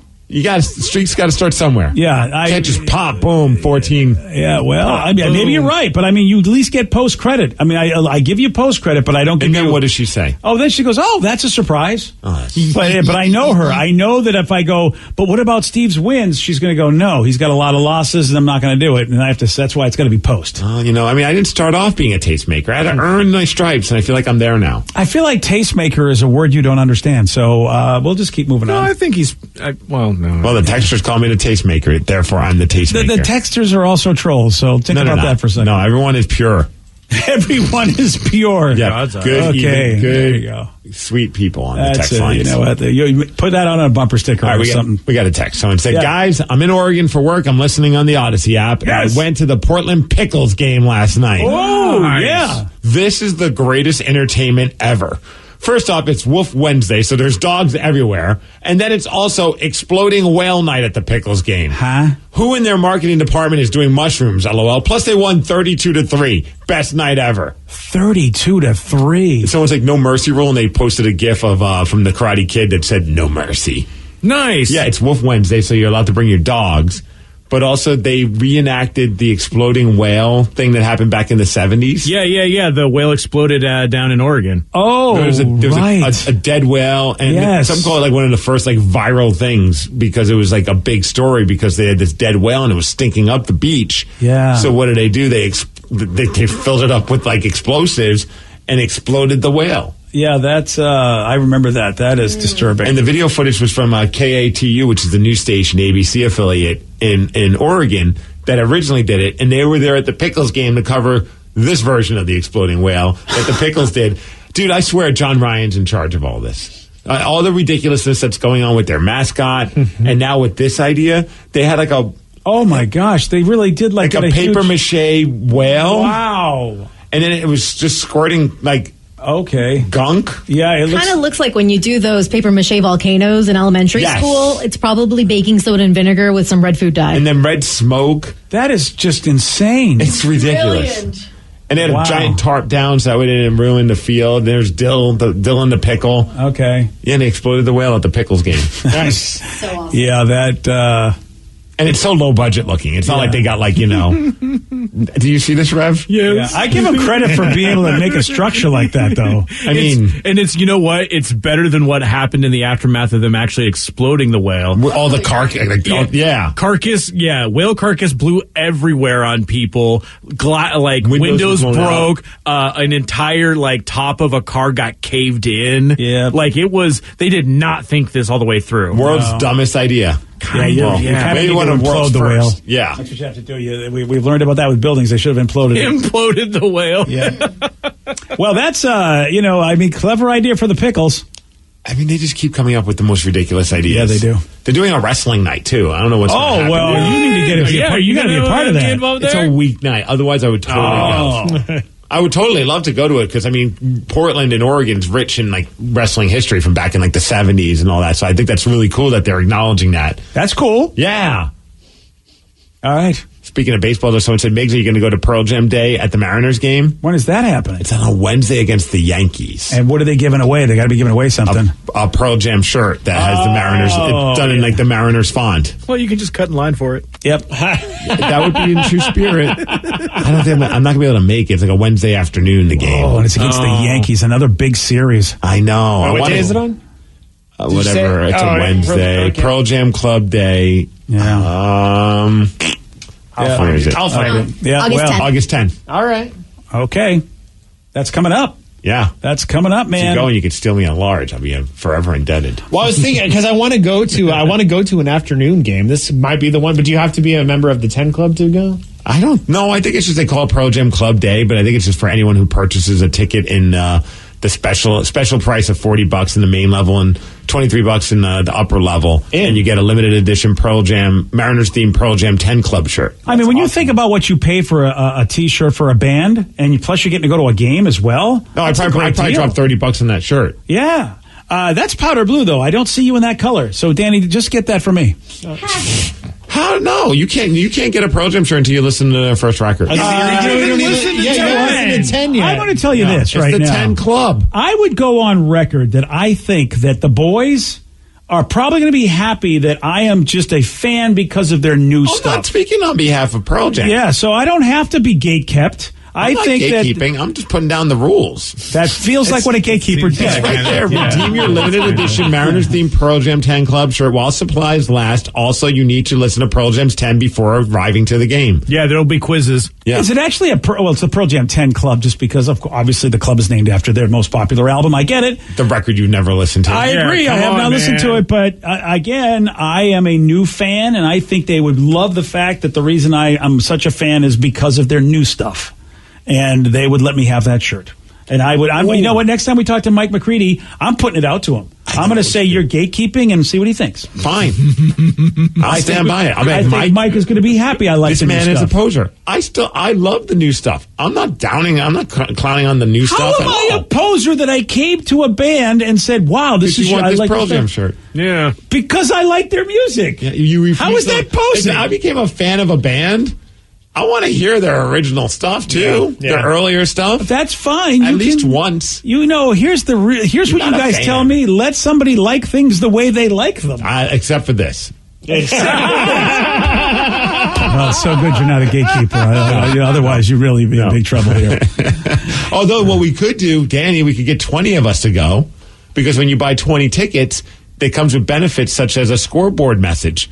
During the fourth inning, they'll show the message on the scoreboard, and we can have a message that says BJ Shea has never listened to Pearl Jam's 10. Okay. Please. First off, boo this man. I am in 100%, but I just find it ironic that you just said you couldn't go, and you want me to find 20 more people. I'll go if we get all of us to go. Okay, in. Yeah. I'll figure it out. You know what? You don't even want to go. You don't deserve the shirt. I want the shirt. What's an afternoon game? Like 4 or 1? 1:10. 1 o'clock? This is what I'm saying. Let's do it. You know what? If we can get 20 people, I'd do it.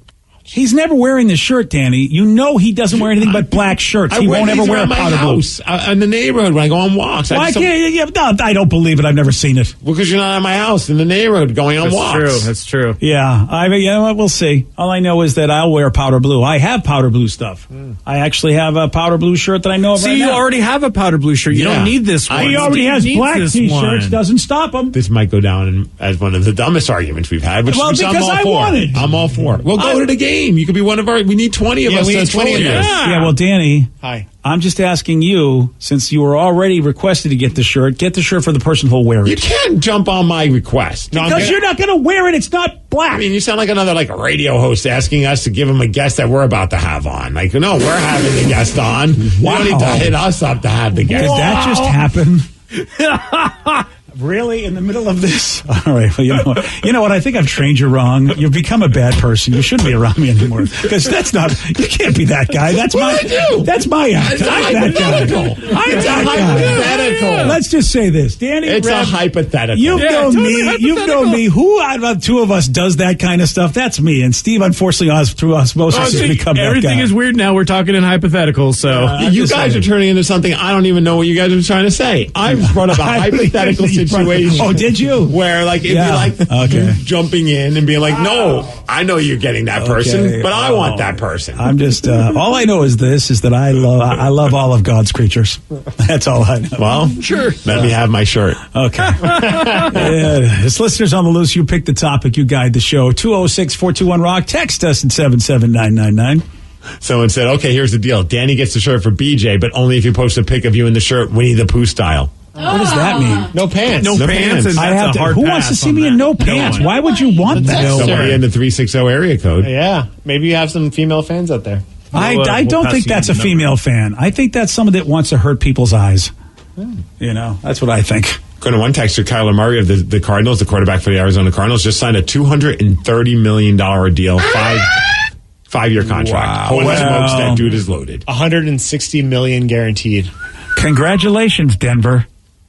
What? Because Russell's going to want more than that. I was like, dude, he's not. Yeah, he's going to want more than that. Ask for $1 billion, and he's not worth it. I mean, look, Kyler Murray is a young dude, and hopefully the kid can really, stay healthy and also learn how to be a really, really great quarterback. But at least he's young enough. Russell Wilson is going to want that, and it's... and he's going to get it? I mean, how do you not? I know he's going to get it, and the Broncos are going to take it in the pipe. Dude, it is crazy how, he has such the upper hand on them. They just, they made a big trade. Yeah. They obviously are giving it, and then he's like, suckers, I'm about to get a new contract, and you guys have no... if you don't do it and he goes somewhere else... That fan base is going to revolt. Oh yeah, you're held hostage here, and maybe that's how the Seahawks have felt all these years. Maybe slightly being held hostage by a real popular guy that they didn't want to build a team around. I wasn't even thinking that. I'm just so glad it happened. Honestly, at this point, it's like thinking about not our problem. If we don't have to deal with it anymore, and I think we would have had to deal with it if we would have kept him. So yeah, you're right. This is why I'm very, very excited about the possibility of that game. That first game of the year, and if we can beat them. Oh, that'd be amazing. I think we should have a parade. That's our Super Bowl. We should have a parade. An official parade. We throw it. All right. Yep. We get shirts. Don't have a problem with that. They're going to be powder blue. I just want to make it up. Because clearly that's the color you want. Okay, and can we have Pearl Jam put on them just in case, no, because you're not a big fan of them. So okay, you know what, Danny? Why don't you go? You and the gatekeeper Jimmy. Oh wow. Yeah. All right. Hey, we have a big question that has to be answered. When is BJ going to listen to Pearl Jam's 10? Never. That's not the big question that people care about. Fine. But this one they do. What do Ryan Castle and a bus driver have in common? I'm going to tell you at 9:50 on The Rock. BJ and Migs, mornings on The Rock, 99.9 KISW. And now, the Ryan Castle question of the day. What do Ryan Castle and a bus driver have in common? Constantly having to deal with a bunch of riffraff. That's you guys, riffraff. Oh, that's us. Yeah, not riffraff. We're in pleasure. You're pleasurable riffraff. Okay, fine. Don't look that up anywhere. Oh, yeah. So I said both have change thrown at them for all their services. Yeah.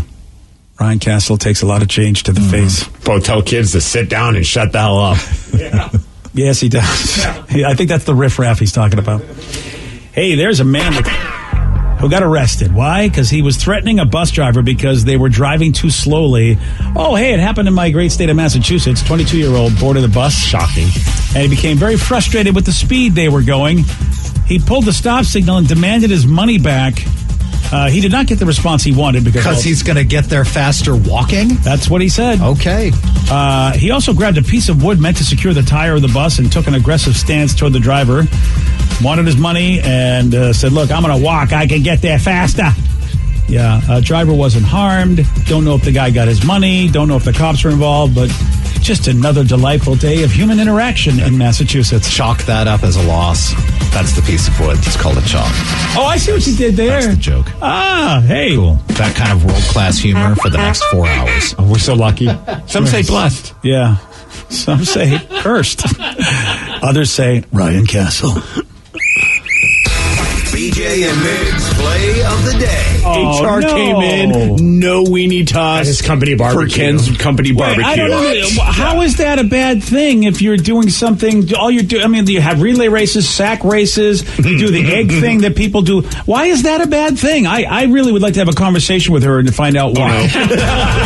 You don't even work there, BJ. Yeah, and we don't want Ken to lose his job. No. Ken, I would be happy to negotiate on your behalf. Don't do it. Don't do it. No, that's come on, Ken. Just come to our weenie toss. BJ and Migs mornings on The Rock 99.9 KISW. Today's podcast was brought to you by Travis Gagne, bankruptcy attorney. He's here right now and has agreed to answer more of your questions about bankruptcy. How do I figure out who my creditors are?